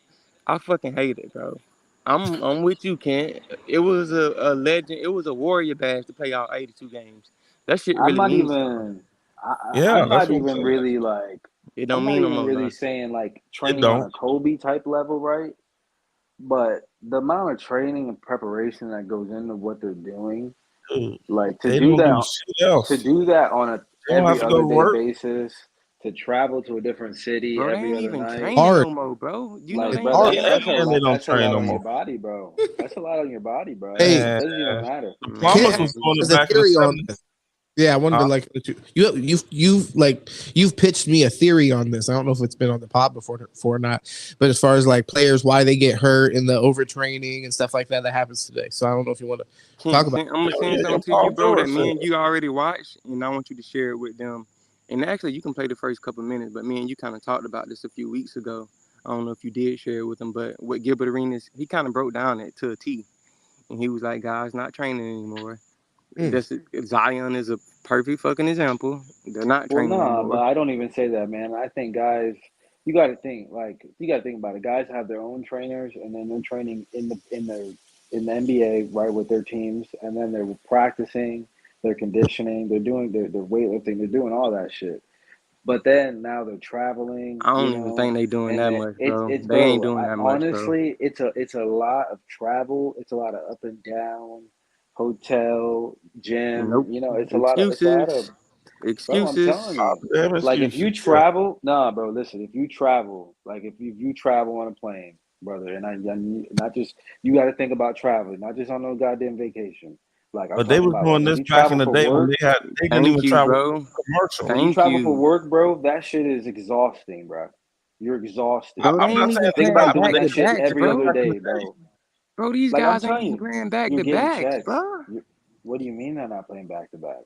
They do play back to backs. It's just every They other ain't day. playing like they used to play back to backs back in the day, is what I'm saying. They Well, it's barely not as playing back to many. backs. And if Hey, It's they not do as got a many. back to back, the fucking superstar sitting out one of the motherfucking games.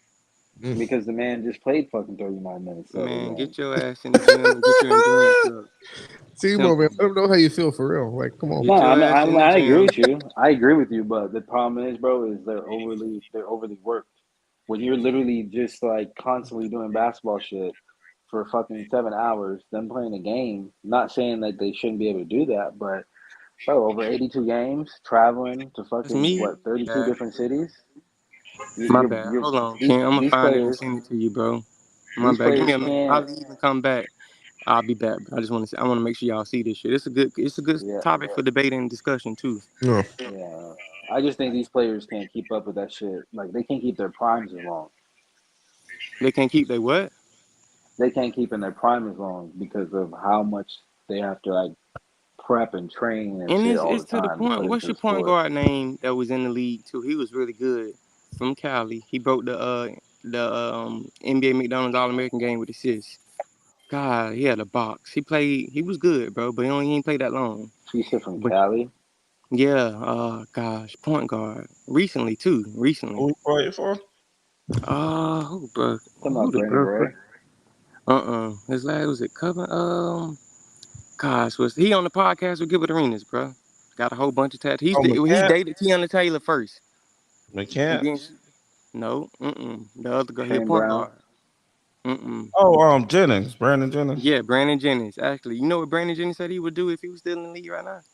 Hmm. He wouldn't fucking train either. He would spend as much time as he could on conditioning, getting in shape, so he can outlast everybody else and not shoot everybody. All he said he would do is shoot jumpers, and he would fucking run maybe 10, 12 miles a day. So he would endurance himself. He said that's pretty much all you need to do this in today's game. Guys ain't lifting weights like that. They ain't putting up shots like that no more. They ain't. See, but Really... that's the problem. That's the problem, though. Because when you get in the playoffs and you get against the dudes that are doing all the work, you get exposed. And Man, that's what you're these starting to guys are see. You're getting starting to paid see them dudes on handsomely. Minnesota getting exposed. You're starting to see dudes, that are supposed to be doing something in the playoffs, and they talk that big shit in the media, and they get their ass in the playoffs, and they get that ass tapped. You know what I'm saying? Giannis, all them boys was talking all that hot shit over there in Milwaukee. They got their ass blasted first round. They lost cause Giannis wanted to fake like he was hurt. And when it was time for him to fucking play, them 2 games he said out Jimmy bust their motherfucking ass. He gonna play when the back against the wall and Jimmy bust that ass again. That's good for them. I'm happy they lost. Giannis should have fucking played. He gonna play. He played what, the first half, hurt his back, and then played the second half. Then he gonna miss 2 games. Fuck out of here. And one of the games was the travel game too. So this man had at least 3 or 4 days off. Fuck out of here. Yeah, get your ass in home, man. Right quick. He should have came back 4 games. I got this. Paul George had to say about load management, and then we can play this. This is what Timo just sent me. Oh, let's go here. Another thing he said, I'm about to meet the Heat culture. I want you to watch that too. That's a good one too. Pat Riley don't play that. That was like the norm. They're going out and hanging out in the club type shit, not on South Beach. Bitches in the gym. What's his name? Darren, like what his name? Darren Wright or something, right? He was good too. He was a great role player, hell of a shooter. But he'll tell you how he got to Miami. He thought the shit was gonna be sweet. Coming to South Beach. He said out of 4 years he was in Miami, that bitch probably hit the beach 2 or 3 times his whole career down there.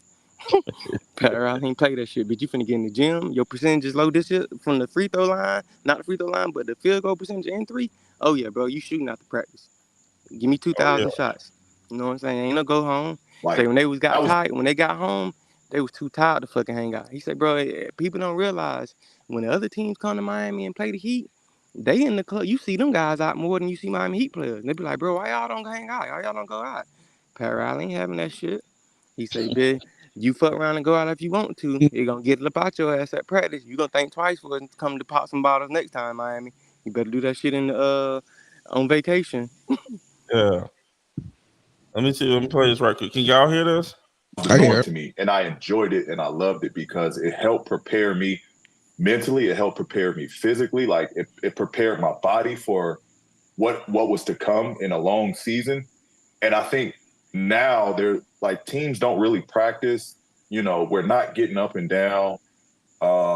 There's just it's a lost art when it comes to that hard practicing. And I think that's why there's so many injuries that's going on because guys that have a high low day and then a completely off day and then a high low day. Back then it was you practice hard, you got a game. You practice hard, you got a game. Then you might have a day off. Then you come right back to it. So I feel like your body just built the callus and that you were prepared for a long and rough season to where injuries there wasn't that many injuries. There wasn't time to take a load off because you felt good to play. You know what I mean? And I think now it's just it's tough. It's tough because it's almost the reverse. They think by giving us time off, it's helped managing our bodies. But in honesty, I think it's just making us weaker as players without putting that load and strain to our bodies. Yeah, that's what I want y'all to hear. What y'all think about that? I mean, from what I've seen, and I mean, I don't know this scientifically as a fact, but boy, shows seem true. Yeah. I wonder, I'm kind of confused because I feel like they're forcing Paul George to sit out. He's not like agreeing to that. Like he's kind of putting all the responsibility on the team. It sounds like the players a lot of time, especially the Clippers probably being the main team, they seem like they're in coalition with the team as far as like sitting out, and it's a thing that they will collaborate on. At least that's what it appears like from the outside looking in. I don't know what extent the player has to say, look, I'm playing today, Mo. You know what I'm saying? They would tell if there's injury. Yeah, go ahead. I'm sorry. Now compared to the team doctor saying, you just gonna, game such and such, you gonna sit out. I don't know how much leverage they have. So that part I personally don't know. Yeah, it's interesting. And then also it's kind of hard to we're not really identifying how much that work schedule grinded certain guys out of the league, and where they didn't feel the fatigue during the season or whatever we're describing, the wear and tear during the season. because their bodies were like constantly going. Long term, they may be feeling those effects. You know what I'm saying? So I think it's an interesting point. I don't really know. Yeah, I don't know really which side I land on, but I think if we just look at it from his perspective, there could be bigger consequences. It's kind of like with work every day. You're constantly going to work, but then on your days off, you finally relax. You're like, God damn, I'm fucking sore shit. I don't even know how I get up and do it Monday to Friday sometimes. Yeah, so it's like, I think you got a good point there. I didn't ever think about that because you know you get these old football players. I mean, football is different from basketball, but even basketball players sometimes, you know, getting their 60s and 70s can barely walk. You know what I'm saying? So I think you got a good point right there on that. I think adrenaline's probably not the right word, but something kind of like parallel to that, because you know how like when you're consistently going, and like I played through football injuries that then after the game I'm like, I have no idea how the fuck I was playing on this leg. It's unbearable, but it's because in the moment I'm consistently going nonstop. Sure. It's warm. What was that? I say it's warm and the adrenaline. Yeah, for sure. Yeah, but I'm saying, and then in between there, you're having less downtime. So I just don't want to credit it all to adrenaline, because I can't really say that overnight and shit like that. Why these players, to Paul George's point, why he felt more healthy in general. But I could definitely speak to why day in, day out, like while he's doing the physical activities, why he felt better. Adrenaline and shit like that. But I think, when you first do it, let's say twist your ankle, I mean, it takes time to swell up and, you know, all those different things. So, and then you still plan on it.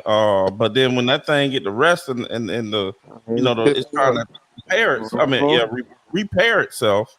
That's when the you know, it tighten up and all those different things right there. That's what I think. Yeah, facts. You're right. Years now, and I was able to get matched up from a therapist in like I thought you had premium. Why are we watching ads right now? They ask you questions. You guys think the league is soft now?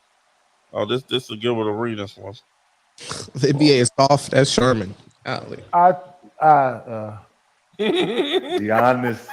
Soft. No, I wouldn't necessarily call it. What would you call it? Hey, Timo, I know we probably can't watch the whole thing, like 13 minutes long. Is there any specific point in here? Nah, I would have to go back and watch it to give you a specific point. Guys are better actors now. Well, hold up. By the way, does it make him soft because he don't want to speak on whether it's soft or not? Just want to point that out. You know his son play. Go to the next guy. Son play for the Rockets, I think. Yeah, we're going to talk about how soft it is, but they want to tiptoe around it being soft. So it's like, okay, fine, we can let it go though. King Martin, if you know King Martin, you know he wasn't soft. Yeah, he definitely wasn't. Change the way you play, freedom of movement, and so we had a discussion before. Like, there's certain aspects of the game that I would still like to see. Guys use it more strategic now to their advantage, as opposed to like really being soft. They faking because make it like look like then, a soft league. like late in the 90s, early 2000s. Like I came in 2000. I got drafted 2000. We never wanted at no time to let anyone think that you had an advantage. I'm saying, no matter what it was. So it wasn't no flopping, like whatever it was, like we're gonna hold our ground, we're gonna knock you down, we're gonna stand real quick. At no point. Real quick. I'm sorry. I wanted Gil or Shaw to think that. Yep. Real quick, that ain't the right video. The video is the one I'm sending you now. To watch this one. Nice. That's a good video too, though. But this is the one I wanted. The video that we're just now watching was a good example why women should not talk about sports. She hopped in here immediately. Said, "Yeah, they're just fake soft now, right? What the fuck does that even mean? Why would they be fake soft?" I feel you. I'm just saying. I watch podcasts where there'll be sometimes like Joy Taylor. I love her. She can talk about whatever she wants to talk about, but sometimes the women in sports be wild. Yeah, that's kind of true.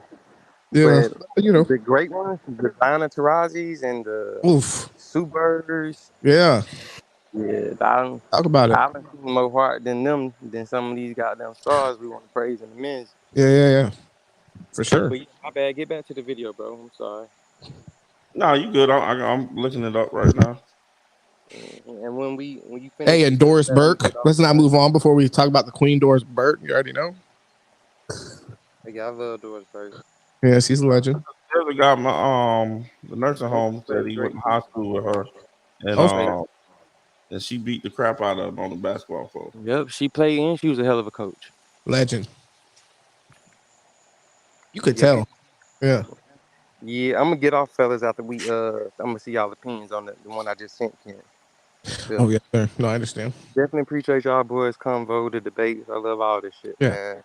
It's just so late. You feel me? I got out of bed with the wife. Actually, come on. You feel me? She sleep right now, so we good. I just ain't gonna stay on as long as I used to. But I love it though. I love y'all boys, man. I love y'all different point of views, and you know what I'm saying. This topic of discussion, I love this shit all day. You feel me? Hey man, if you ever get down this way too, we got to sit down in the. I don't know if you see my podcast, but we do it in the. Yeah, send it to me, bro. Can't send me a couple clips, man. I'll love to check it out, man, and support you for sure, bro. For sure, yeah. I love, and also you already know, I'd love to have you come in and sit down one day. I know it's a drive, but if you ever have a reason to slide down the way, I got you. Yeah, I got some peoples down there too. I got a family in Northport, so perfect. That ain't too far from y'all. But yeah, man, keep pushing, bro. Don't stop, bro. Be consistent as possible. Keep putting out content. I don't care if it's good or bad. Content is content. Content is better than no content. You feel me? So yes, sir. No, you already. I love it, bro. I support you all day. If y'all gotta like, follow, subscribe, or do something, just let me know. Yes, sir. I gotta pay for the subscription on Twitch or whatever it is. Let me know. I'll do that too, man. You're the man for that. What's this one? This is the other video? Yeah, that's the one I really wanted y'all to show. I sent the wrong video the first time, but that's a good topic of discussion though too. Yeah, it's the real one right here. Players. These guys are operating as just straight killers and hoopers. You should be out there. They played in a different league. The game was a half-court game. It was slowed down. You got time to recover within a game, possession to possession. I have a whole different take. I think analytics has sped this shit up beyond, I think it's damaging their body as well, because you don't get that recovery, bro, game to game. The season should have got shorter. That's what they should have done. The season should have got shorter, and they should have had like a 50-game limit, right? The 50-game minimum. I don't see superstars. I was looking at this yesterday. I don't see these superstars, especially vets. The regular season has become Survivor for these guys with their body, with the way the game is being played, with how much they're operating on the perimeter. You got 7-footers like AD, KD, moving with guards for the course of a game, closing out, rotating. It's tough, man. It's taxing on the body, especially for guys that have that mileage. LeBron didn't play 55 games yet. AD hasn't hit 55 yet. Dame, PG haven't hit 60. Harden hasn't hit 60. Like, you're looking at a group of superstars and veterans that I don't even think it's possible to hit 65 anymore.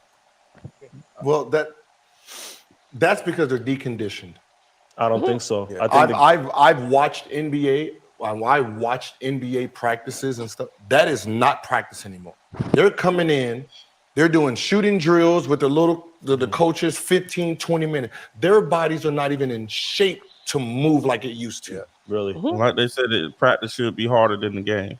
Yeah. Thank you. It's just like going out there and playing. We're going to hurt ourselves. But they're training different in the offseason. They're training more. They're not training at all. Yeah, they're not training. I don't think they're training. Individuals. I'm saying they're individuals. not training at all anymore. They're getting their strength in for 45, 60 minutes. Man, I used to run 5 miles a day to get ready for in shape. Like, I used to do bleacher work. Yeah. Right? Sand now they're saying the game is played faster. Correct. But if you take a guard, if you follow a guard, we were running about 2.1 miles per game. Right. We did about 2.5 miles. Dude, these guards are doing a mile 5 at best. The reason why is the 3-point line to the 3-point line is fucking shorter. You guys also play than 40 minutes. Layup and guarding someone coming for a layup. Yeah. So think about what I'm saying. 3 to 3, right? Yeah. He's coming down shooting 3. He's coming down and shooting 3. Versus I'm attacking all 94 feet and guarding someone coming 94 feet. So we were moving further than the group. That's what I said. It's a mirage of the thinking. These guys are just not in the peak shape they used to be. When you're talking about Michael Jordan jumping and doing what he was doing, plus partying and all that, and you're looking at today's guys and you're sitting at home playing video games all day, no practice. You guys have the most rest. the most rest because it's everything is. Oh, we got to protect your legs. We got to protect. Load management. So when it's load managing, but think about when you take 3 or 4 days off of shooting. Yeah. Right. Your body's aches more. It's all this. It's not ready to fire, and that's what I seen. But I'm thinking from a standpoint of the way the game is played, Brandon. Like you guys as guards to move, like you're saying, from 3-point line to 3-point line, they're accelerating, decelerating at a rapid level. Why do you think guys like Towns and AD are they're not? It's not natural for their body to do that, right? You're talking about guards, sure. I'm talking about wings. I'm talking about 7-footers. Like these guys' bodies are, in my opinion, and it's happening in no avail. Like I think this shit is the way the game is being played. I think is messy. I think it's taking a toll on certain guys' bodies. Guys that have mileage, guys that are longer limbed and bigs are being forced to play this small brand of basketball. I think it's easier though. I think it's easier because, like you said, you ain't got to go all the way down the court. Half of them don't even touch the paint.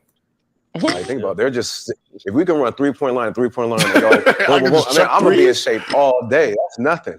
But having to go up and down and then picking up 94 feet, like guys are guarding at half. This is the thing about it. Like if I can come down and just shoot a 3, right? And then Steph Curry comes down and shoot a 3. So neither one of us ever gets past the free throw line. I don't know what the fuck I need a sub for.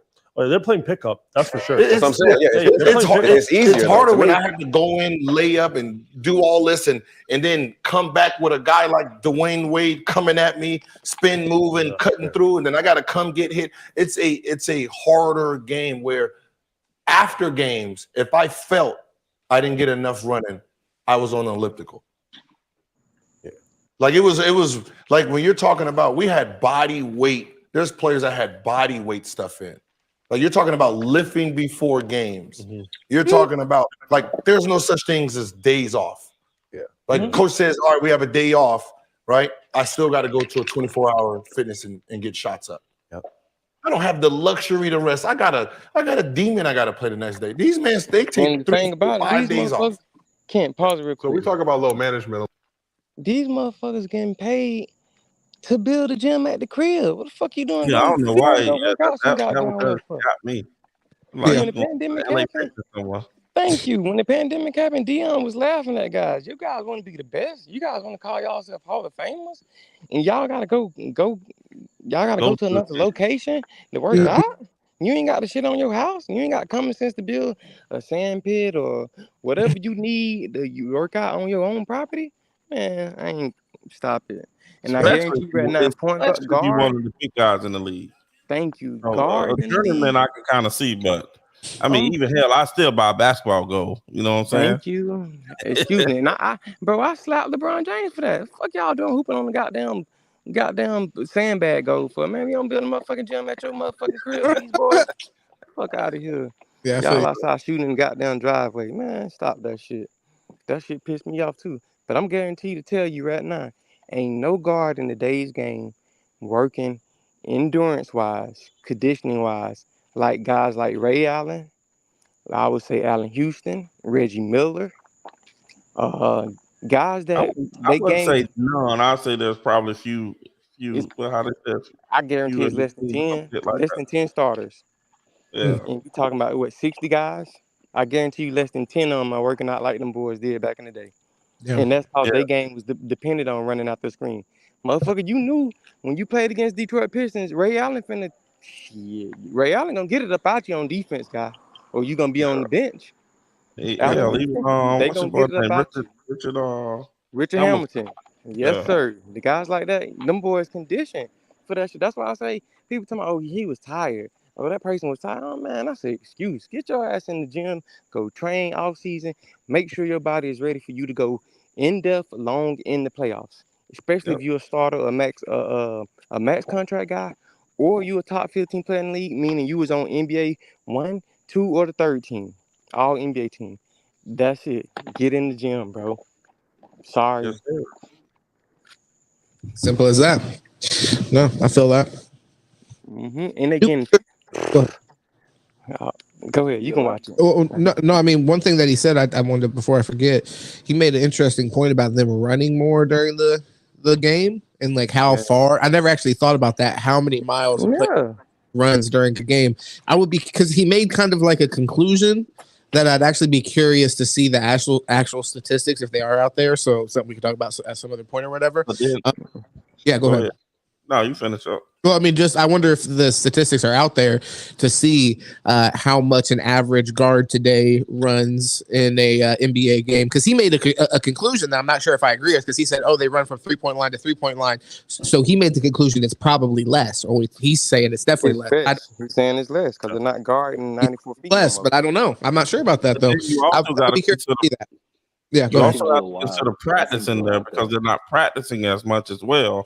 And what I've always been told is you practice hard. I mean, you practice hard, the game be easy. Harder than the game. But they're also not practicing, even if what Gilbert's saying is not true, it has to be comparable.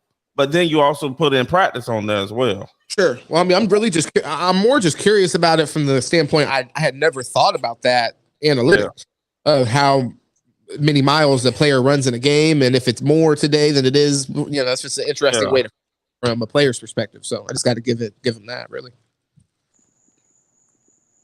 A lot. No, I mean, I think the common misconception is that's players. Like, players aren't coming in like, y'all want to take the day off today. Oh, my bad. My bad. He's so quiet. I know you didn't hear him. I think he's kind of full of shit, though, too. I mean, I don't know. Yeah. All right. Well, damn. We stopped it just for him to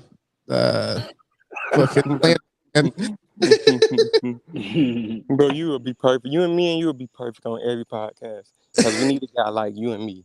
A guy like, and it sounds good, but I'm the guy that's saying, I'm playing devil's advocate. I'm on the other shoulder. You know what I mean? The views gonna come for sure. We might not know what the fuck we talking about all the goddamn time, or know it all, but people gonna be interested to see what they gonna say, because we got some interesting takes. And that's just how I see it, bro. And that's how me on every sport, bro. Everybody want to be the fucking dog, and until it's time to do what dogs do. Like Nick Saban say, everybody want to come to Alabama and think this shit sweet. Yeah, okay. Practice supposed to be way harder than the game. You look at any great team, the 0-1 Miami team, some of the Alabama teams, few of them Florida State teams, some of them Gator teams, every USC, you can name them. Everybody gonna tell you, bro, our best competition was the guys I'm going in and practice every day. If I know I can kill this man all first team, all American, what the hell you think I'm finna do with this regular Joe y'all put in front of me? All right. Thank you. That's how it's supposed to be. Getting drafted. That's how it's supposed to be. But yeah, you can go ahead and continue, bro.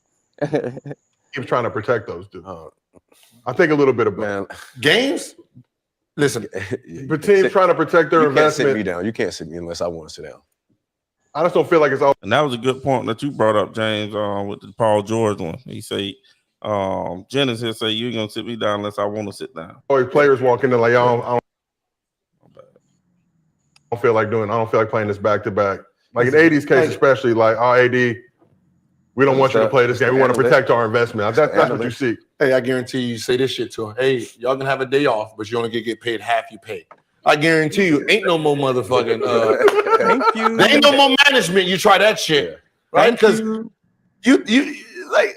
No. Listen, if I let's just say, who's the sorriest defensive team in the league right now? You would know. Sure, it might be Dallas right now, bro. Okay, so I get to play Dallas, score 45. Yeah. Who's the number one defensive team? It went off on that clip. My bad. I ain't even know it did that. Oh, it ain't you. Would just now the secret behind any great burger, of course, is in the color, making sure you've got a. Yeah, I pay for Amazon. I pay for YouTube Prime, bro. YouTube Prime. Milwaukee. All right, and then I got Milwaukee the next game. And coach says, "Low." Oh yeah, I had to turn my card off. Somebody got my card in Singapore the other day. Okay. For $21. I got to put a new card on. That happened to me about 3 months ago, but you'll get it back though for sure, times 10. You gonna load manage it? Hell yeah! If I get to play offense against the worst defensive team and dodge these, fuck yeah, I'll do that every fucking time, and I get paid. Shit, yeah. But that's what it's. If you start penalizing, say, hey, listen, you can take the game off if you want, but have to pay. Players ain't taking that off.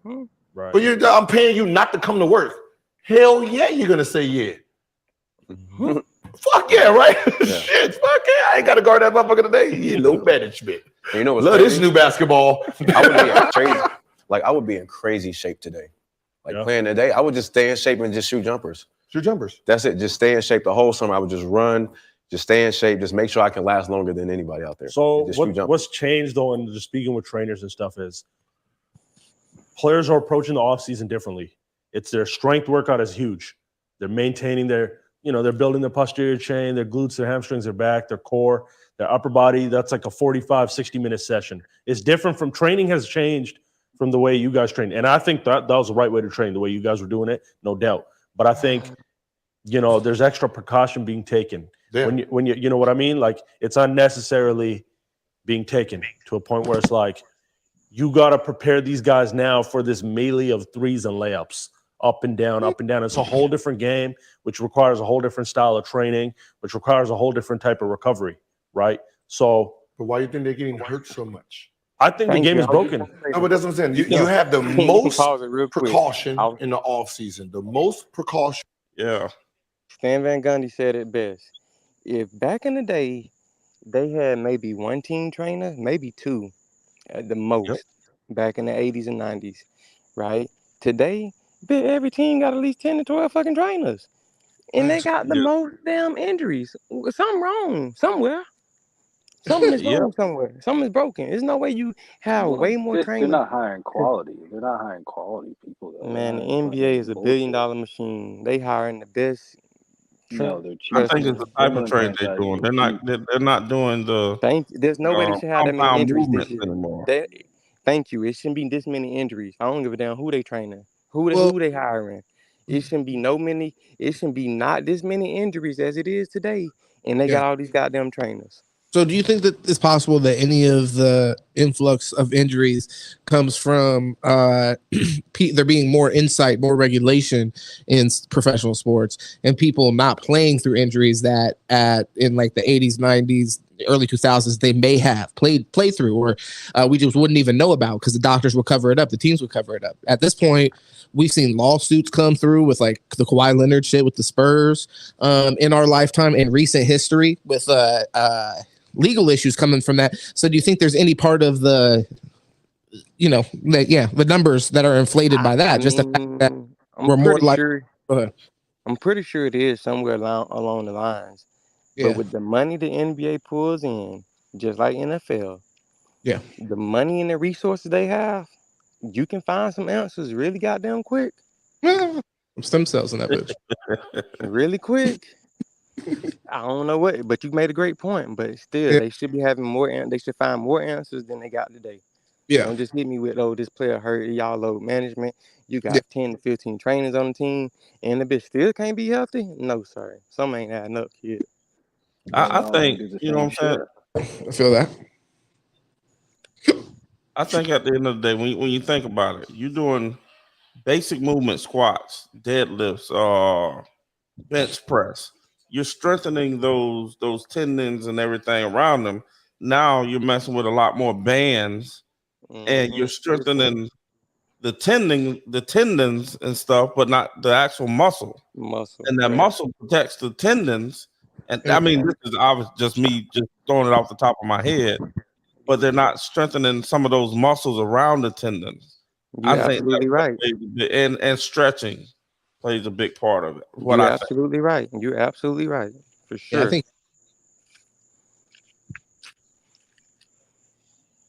and we got here, the Heat don't party in Miami, Heat culture. Talk about over here. All right. You want to chip with the Heat in 2006. What makes that franchise so special? Obviously, when LeBron was there, obviously you got Shaq and D Wade. Then you had the LeBron area, the Heatles and all that. But now we're looking at this squad, potential to reach their second finals since 2020 without those big marquee names. Like, what makes this franchise so special and just the winning mindset and attitude they have? Culture. Number one, culture. And I know that's so cliche now. Everybody's screaming culture, but what Pat Riley brought to Miami and, Mickey Arison and Nick Arison giving him the ability to, create these good teams and get these undrafted guys and people we don't know is because, the first thing they're looking at is work ethic and then they're looking at IQ. So they feel like if you got any type of skill, they could polish that. So that's why you see these guys that you never heard of, be successful in their system. So I really feel the accountability, from Eric Spoelstra, from Pat Riley is one person you don't answer to, and that's OG Pat, and everybody know that.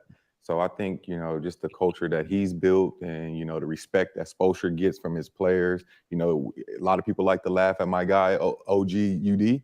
He's there for a reason, to keep everything in line and show them the culture. So I just feel like how they install those type of guys like a UD is the reason why they're so successful. And besides accountability, like what are the cornerstones of that culture? Like what makes that whole machine tick? We're gonna work. We're gonna work. We're gonna be the nastiest team. We're gonna outwork you. We're gonna be the most in shape team. Jason brought up the weight and body fat. That was every week.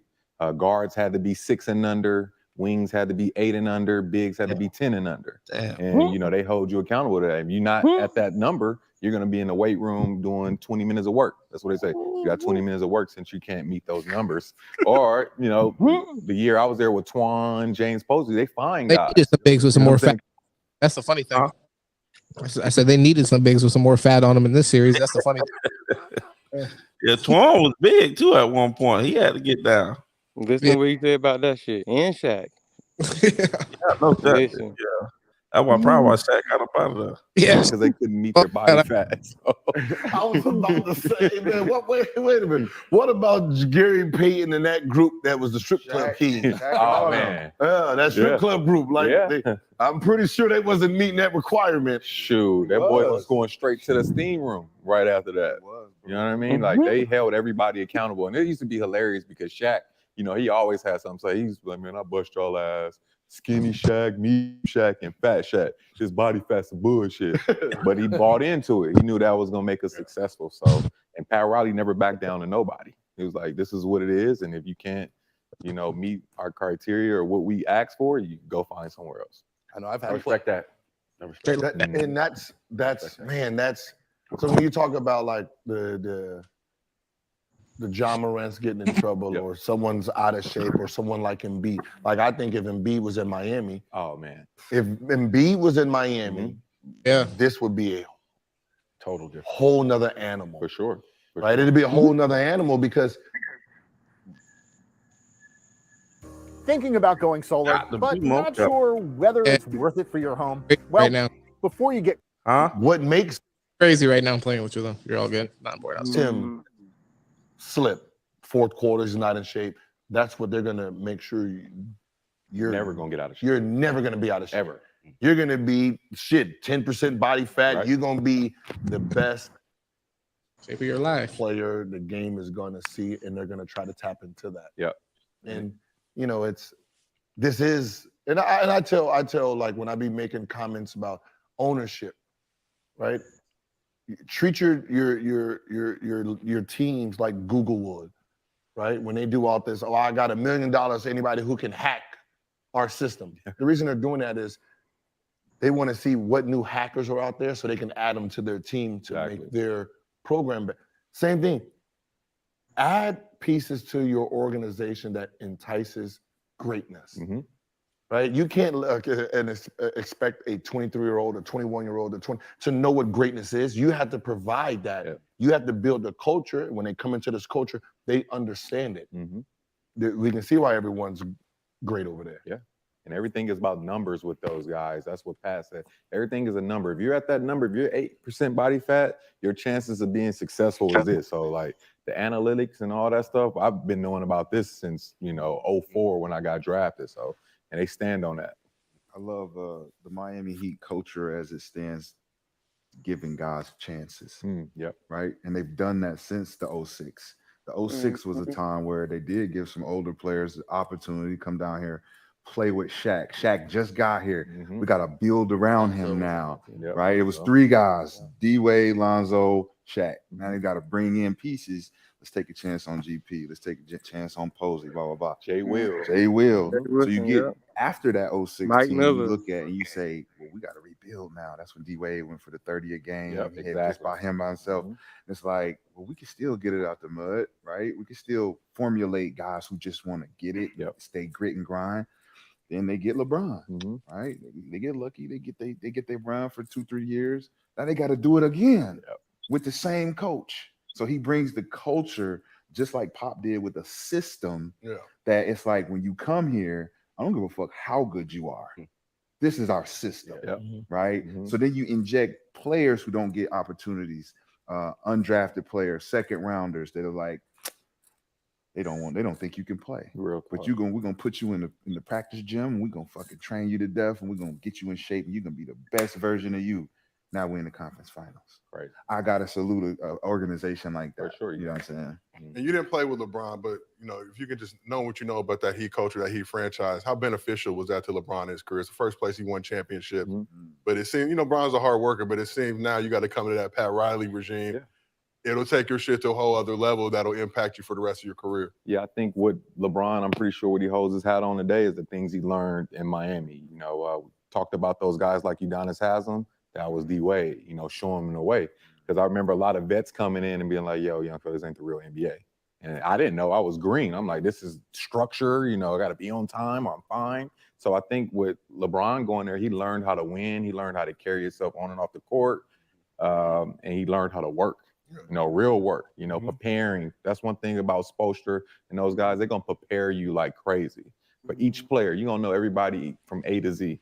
And another thing with their coaches, all those guys are Heat people. Those guys started in the video room and they're working themselves up. All those guys on the bench, the Karans, Malik Allen, Carter, those are players. Chris Quinn started, all the mind. Yeah, those are all guys that have been there and know what it takes. So I think that's what a peace of mind that LeBron took from there. I'm gonna be real. I imagine it's hard, once you get to Miami to want to leave. I could do this for a long time. I was sick. Yeah, I thought I was gonna be there my whole career. Dang. Did you want to play this whole thing? Yeah, he finna say something really important next for sure. Like it prepares you. Like I'm surprised that a lot of Heat assistants haven't been getting those opportunities as coaches. Yeah, true. Because their regular season is like playoffs to them. Yeah, Fizz is probably the only one. We seen Chris Quinn name come up. I think I forget what job it was, but his name came up. But yeah, I'm with you. I want to see more of those guys get opportunities like the Spurs guys. It's the same. It's the two same thing. Same thing.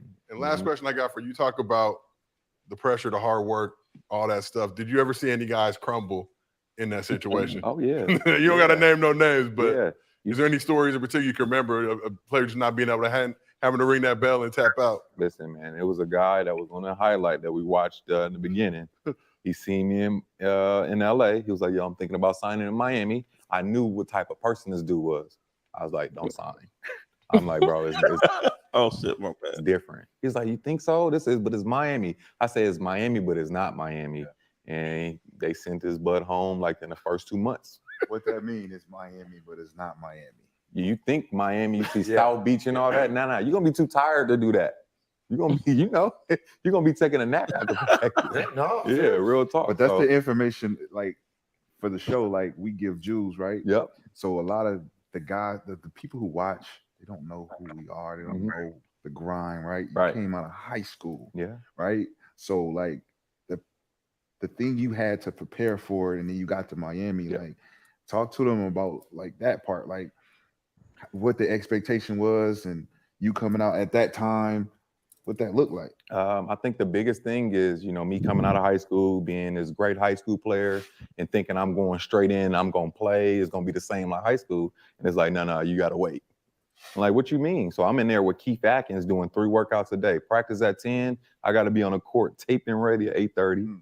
So I go all the way, hour and a half to practice hard. Then it's like, young fella, come get some more shots up. All right, now go to the weight room. So it was consistent every single day like that. And at the time, being an 18-year-old kid in the league, you think you're on punishment. Like, this ain't the NBA. I thought it was about to be sweet. And, I used to ask so many questions like, why I'm not playing? It's like, you were drafted off potential. You're not ready. So that's kind of what it was, a real grind. And it breaks you down mentally, but they also building you up. So that mental toughness, was a mother when I left, because it's like, if I went through that, I could go anywhere else in the NBA and be successful. And the number one thing, when I went to different teams, you want to know what the coaches has always had me do? Okay, you talk about that Miami Heat culture. You tell the guys like what you had to go through. So I was always explaining to my teammates, this is what it takes to be a champion. This is what it takes to be successful. You got to work every single day. It's no days off. So that was something that was dope that I was able to take with me. See, people don't understand. You said it when they told you we drafted you off potential. Yes. You're not good right now. We think you're going to be here. Exactly. You're here. We think you're going to be here. So we're drafting you, whatever pick we're going to draft you with, to build you to be the best. And we think if you can get to this level, you are going to be. Exactly. And I don't think people really understand that when they say, oh, you're the number 1 pick, the number 2 pick, the number 5 pick. You had to be the best player in the draft. No, that's not how that works. You wasn't the best player in the draft, but at this age versus this person's age, oh yeah, you're at 18 versus this guy at 18, he was in high school, he had to go to college, so you are in front of him. If we can build you up by the time you turn 21, you will be here. Exactly. And that's what the potential means. And like Miami, like I really get it. Like this is South Beach, everyone want to be in South Beach. Yeah. But this job right here, oh no! By the time you get out of this, brother, you don't got no time. You don't know what that going looks like. there. Yeah, you don't know what that Miami looks like. You got to wait for the summer for that. Real talk. And I think that's the reason Pat Riley is the way he is. Because he understands he's battling an element that this city can consume my investment. And I'm not going to allow my investment to be consumed by a city that doesn't sleep. So I'm going to put in a structure where when they leave here, they think about 10 o'clock. The club about to start at 1 o'clock. Them kids know they got to be here taped and ready at 8:30. Oh, they gonna try it one time, then they're gonna realize we're gonna beat their ass up at 8:30. They don't want to go out. No. Look, we was talking about this off camera, but like a city can beat you. Yeah. You fly into Miami, 6 men, right? 6 men, and we all know, like we heard the stories up until the point where you fly into Miami and you hear the vet. No, quick turnaround. Right. Don't stall me. Get us down so we can land and go to the club, right? And you get there and you party. But we got Miami Heat and D-Wade tomorrow, right? He already know what to do the rest up. We thinking D-Wade gonna be at the party with us. Right, exactly. No, we don't see no Heat players. We don't see no Heat player in sight ever. But we in there, we partying. Girls are sent in to give us the good night treat. And we get up in the next morning, is Patron and Hennessy. You smell it all on them. Everybody tired, drained out. You done emptied a couple. It's like, shit, man. Who we playing tonight? We already lost. But we got when we played them in the playoffs, right? Played them in the playoffs, and we're there. So we're there 3, 4, 5 days. Ain't seen the Heat playing like not no prime 112. Not no we got club. Right? We got swept too. Smacked out the goddamn arena. I was at the mall, out shopping, everything. Heat play like, man, where the Heat at? Right. You already see them during the season. And it really same thing with what's gonna happen in Vegas. Yeah, same thing. Whoever gets that, they're gonna put in a system where y'all gonna be in that gym so long and working, and y'all gonna be too tired to really enjoy what the city's about. Yeah, I've been to the beach on the sand. Be honest with you, 6 years I was there, maybe 2 times. I'm going out there, I'm tired. Yeah. Tired as fuck. And another thing, bro, you can kind of stop the video over. Like, you know what I mean? I'm gonna say this, and I'm gonna holler at y'all boys until next time or whatever. But that's why, to me, I don't even put these role players, the Heat guy. Yeah, they were undrafted. 7 undrafted players on that team. Maybe even 6, if I'm mistaken. One of those 2 numbers. This was a huge stage for them. But now one of those guys that's on that team, starters, I wouldn't even dare to compare to a guy like Mike Miller, a Jason Williams. Hell no. You can say a fat ass Twan. Twan was fat as hell when he got to Miami. He still gave the buckets. You know what I mean? Antoine Walker. Who else? I mean, he knew the game. I mean, correct. Who was a key role player though? I'm missing one person else too. That was a key role player that knew their job. But if you need the team depended, Gary and Payton. If the team needed them for a huge shot, a huge turnover, a huge defensive play, them boys delivered. And so right now, me watching the game now, that's my number one. That's how I feel, bro. I ain't making no excuses for these guys, bro. These guys everybody want to get paid Supermax money. You want to be the man. You in Miami. It's a huge market. You gonna get all the off-field endorsements, bro. Don't hit me with this "I'm tired" shit in the fourth quarter when your team needs you the most. They ain't passing the motherfucking ball to Gabe Vincent and goddamn Caleb Martin in less than 2 minutes. No, we need Jimmy buckets. Exactly. Yeah. You all NBA. We need you. We ain't pass it. We ain't get you to come in here to hand the ball off and assist on 4 or 5 buckets in the fourth quarter. Hell no. Somebody need to be assisting on your motherfucking buckets. You the man. And see, that's how I feel. I ain't making no excuses for none. But that was a good Yeah. take, man. And like they And right. Whoever get that team in Vegas, good fucking luck. Good oh fucking yeah, luck. they better And go talk Pat. Vegas finna get every major team too. They got baseball coming. The Oakland Athletics probably finna move to Vegas. That'll be their baseball team. Their hockey team about to win the Stanley Cup Finals for the second time in like 5 years. They won it on the expansion team. The Raiders just moved there. You see what happened to Devontae Adams? That ain't not Devontae Adams, but the Riz kid Rod, from Alabama. whatever his name is, Rod. Yeah. Henry Ruggs. Yeah, you see that? Like that shit can easily have. That's scary though, but bro, you're grown. You know right from wrong. You getting paid handsomely. Do your job. It's simple. If y'all want to go back and watch, I don't know if y'all seen Edrin James Hall of Fame speech. It was simple.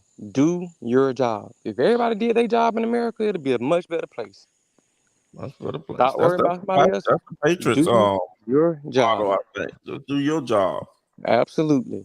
Especially when it comes from a team. It's a team game, bro. We Yeah. already know the best team, the best players, and the superstar teams don't always win. It's the best team. This Nuggets team is the best team this year from top to bottom. Top to bottom. They went through up and down.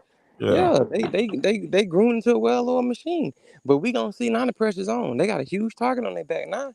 Yeah, y'all were a Yeah. champ. We're gonna see what y'all do next year. That's why I said they win it again next year. Then maybe I consider the dynasty. Just throwing it out. But just I'm throwing not. I dynasty mean, out there off one chip, hell nah. Like I told one of my other homeboys. I say, bro, I told my wife this too tonight. I say, Denver is one of those cities. When you growing up, I know all of us love. I don't know about y'all, but I love watching Inside the NBA with Ahmad Rashad. oh yeah. Oh yeah. That was my bro. Did you know? I was telling one of my friends, like, bro, I ain't for the. When I was a kid, all the way to like 15, maybe even 16, bro, I couldn't name no damn player on Denver Nuggets whatsoever besides Mutombo. When he was screaming and grabbing the ball, they what they won their first playoff series in franchise history back then. When he was on the court crying back in the Yeah. day. But you know the Denver Nuggets off Rocky. I was mad as hell tonight. They ain't have my boy on the stage. But nobody know Denver. We know the mascot though. We know the Yeah. gorilla. We know the gorilla from Phoenix. You know what I mean? Those are two well-deserved mascots.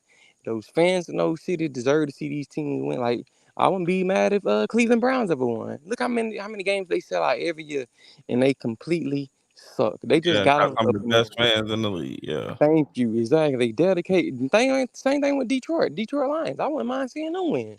They've Yeah. been terrible for so long, but those fans are dedicated. They ain't stopping coming to the games. You talk to some Lions fans, they swear they gonna win it all every year. Every year. Oh yeah. And be said dead ass Conclusion. serious too. Exactly. You know what I mean? But I just thought those were great videos, man. I love to hear y'all boys' feedback. But I'm gonna listen. I ain't gonna get off. I'm done talking because I'm gonna go back in the house or whatever and chill. But I'm gonna check in and listen to y'all, and I'll type in the chat if I got something to say. But man, I appreciate y'all boys tonight it was great. All as always. Y'all I'm boys about be to jump off easy, man. myself. Yeah, I'm about to jump off too, but no, it was great though. That video was fire as fuck though, honestly. Yeah. And see, bro, that's all I watch. I seen Kent. That's Kent. How many videos I just be sitting him around 3 or 4 o'clock in the morning? I know, bro. Be like, damn, this nigga still up. I But do be yeah, like, God damn. But so half the time my ass be up. And when I hit you back, I'll be like, that nigga probably like, oh damn, that nigga up too. exactly. I do, bro. I be up all times of night, but I be watching videos like that, man. And I know this Yeah. ain't sports related, but bro, I seen 2 videos that night that I would think would benefit everybody that was on the podcast tonight. It'll benefit everybody in general. Is and y'all can go back and watch it too. I'll send Kent the links for it, but Joe Budden, to me, he's one of the best interviewers on this planet. He definitely has some of the best content on YouTube. But he interviewed Mike Tyson last week. Amazing story, bro. I'm gonna send it to you. It's only 100 minutes long, so it's a little over an hour, about an hour and a half or whatever. But man, Mike Tyson is he probably is the most wise athlete I ever heard speak. And he's definitely one of the most intelligent athletes I ever heard as well. Yeah, sure. I see that video. Please, I'm gonna send it to you. I want you to send it to everybody else. I wish y'all boys can send me y'all numbers too, or whatever. Send me friend requests, Facebook or whatever, bro. And you know what I'm saying? I'll share all this information with y'all. But that's one interview I watched. So I watched like 4 interviews last night, and then the second interview was he interviewed a survivor from 9/11. This guy was on the 64th floor when the plane hit and survived. He made it out the building. Amazing, unbelievable story. But it has so many life lessons in it, so much knowledge. And that's what I watch. But I don't really watch TV like that.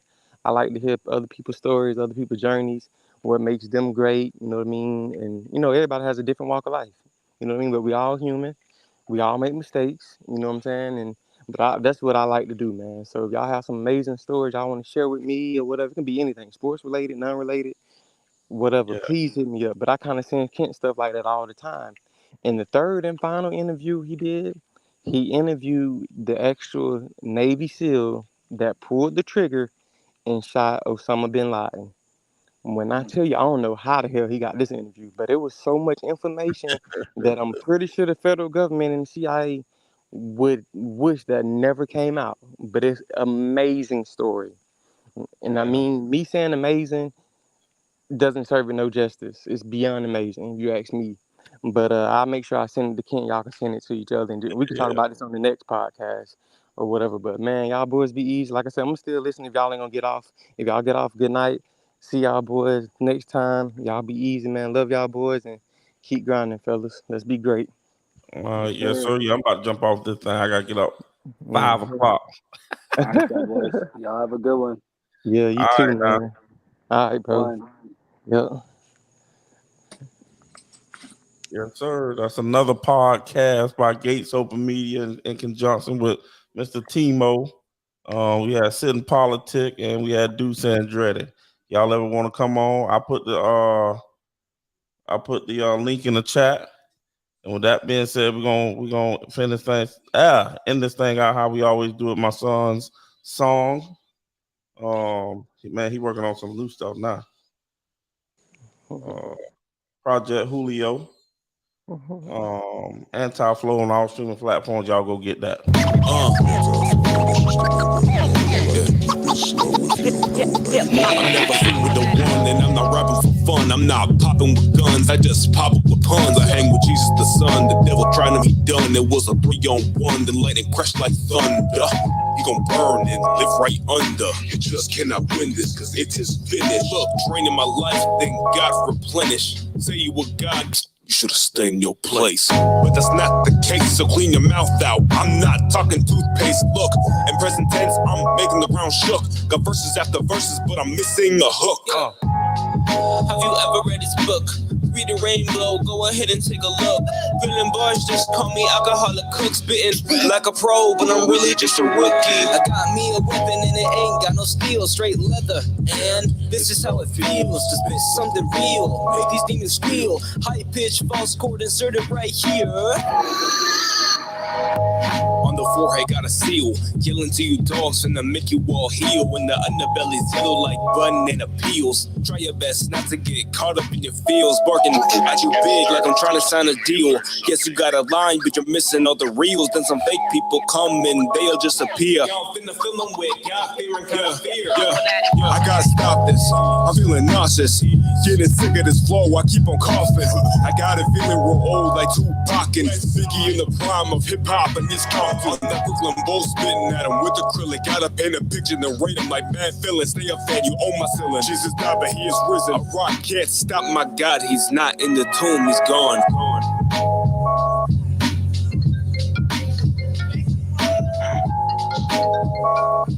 Hello? Yeah, that's me. The whole thing was me. Yeah, I mean, shoot, like, nah, yeah, no, but it might blow up. You know, it might blow up. Like I don't know, but it might. Yeah, I'm gonna make a part 2. Yeah. That is it, folks, and we'll be back later this week with some more content. With that being said, we'll see y'all next time. Yeah.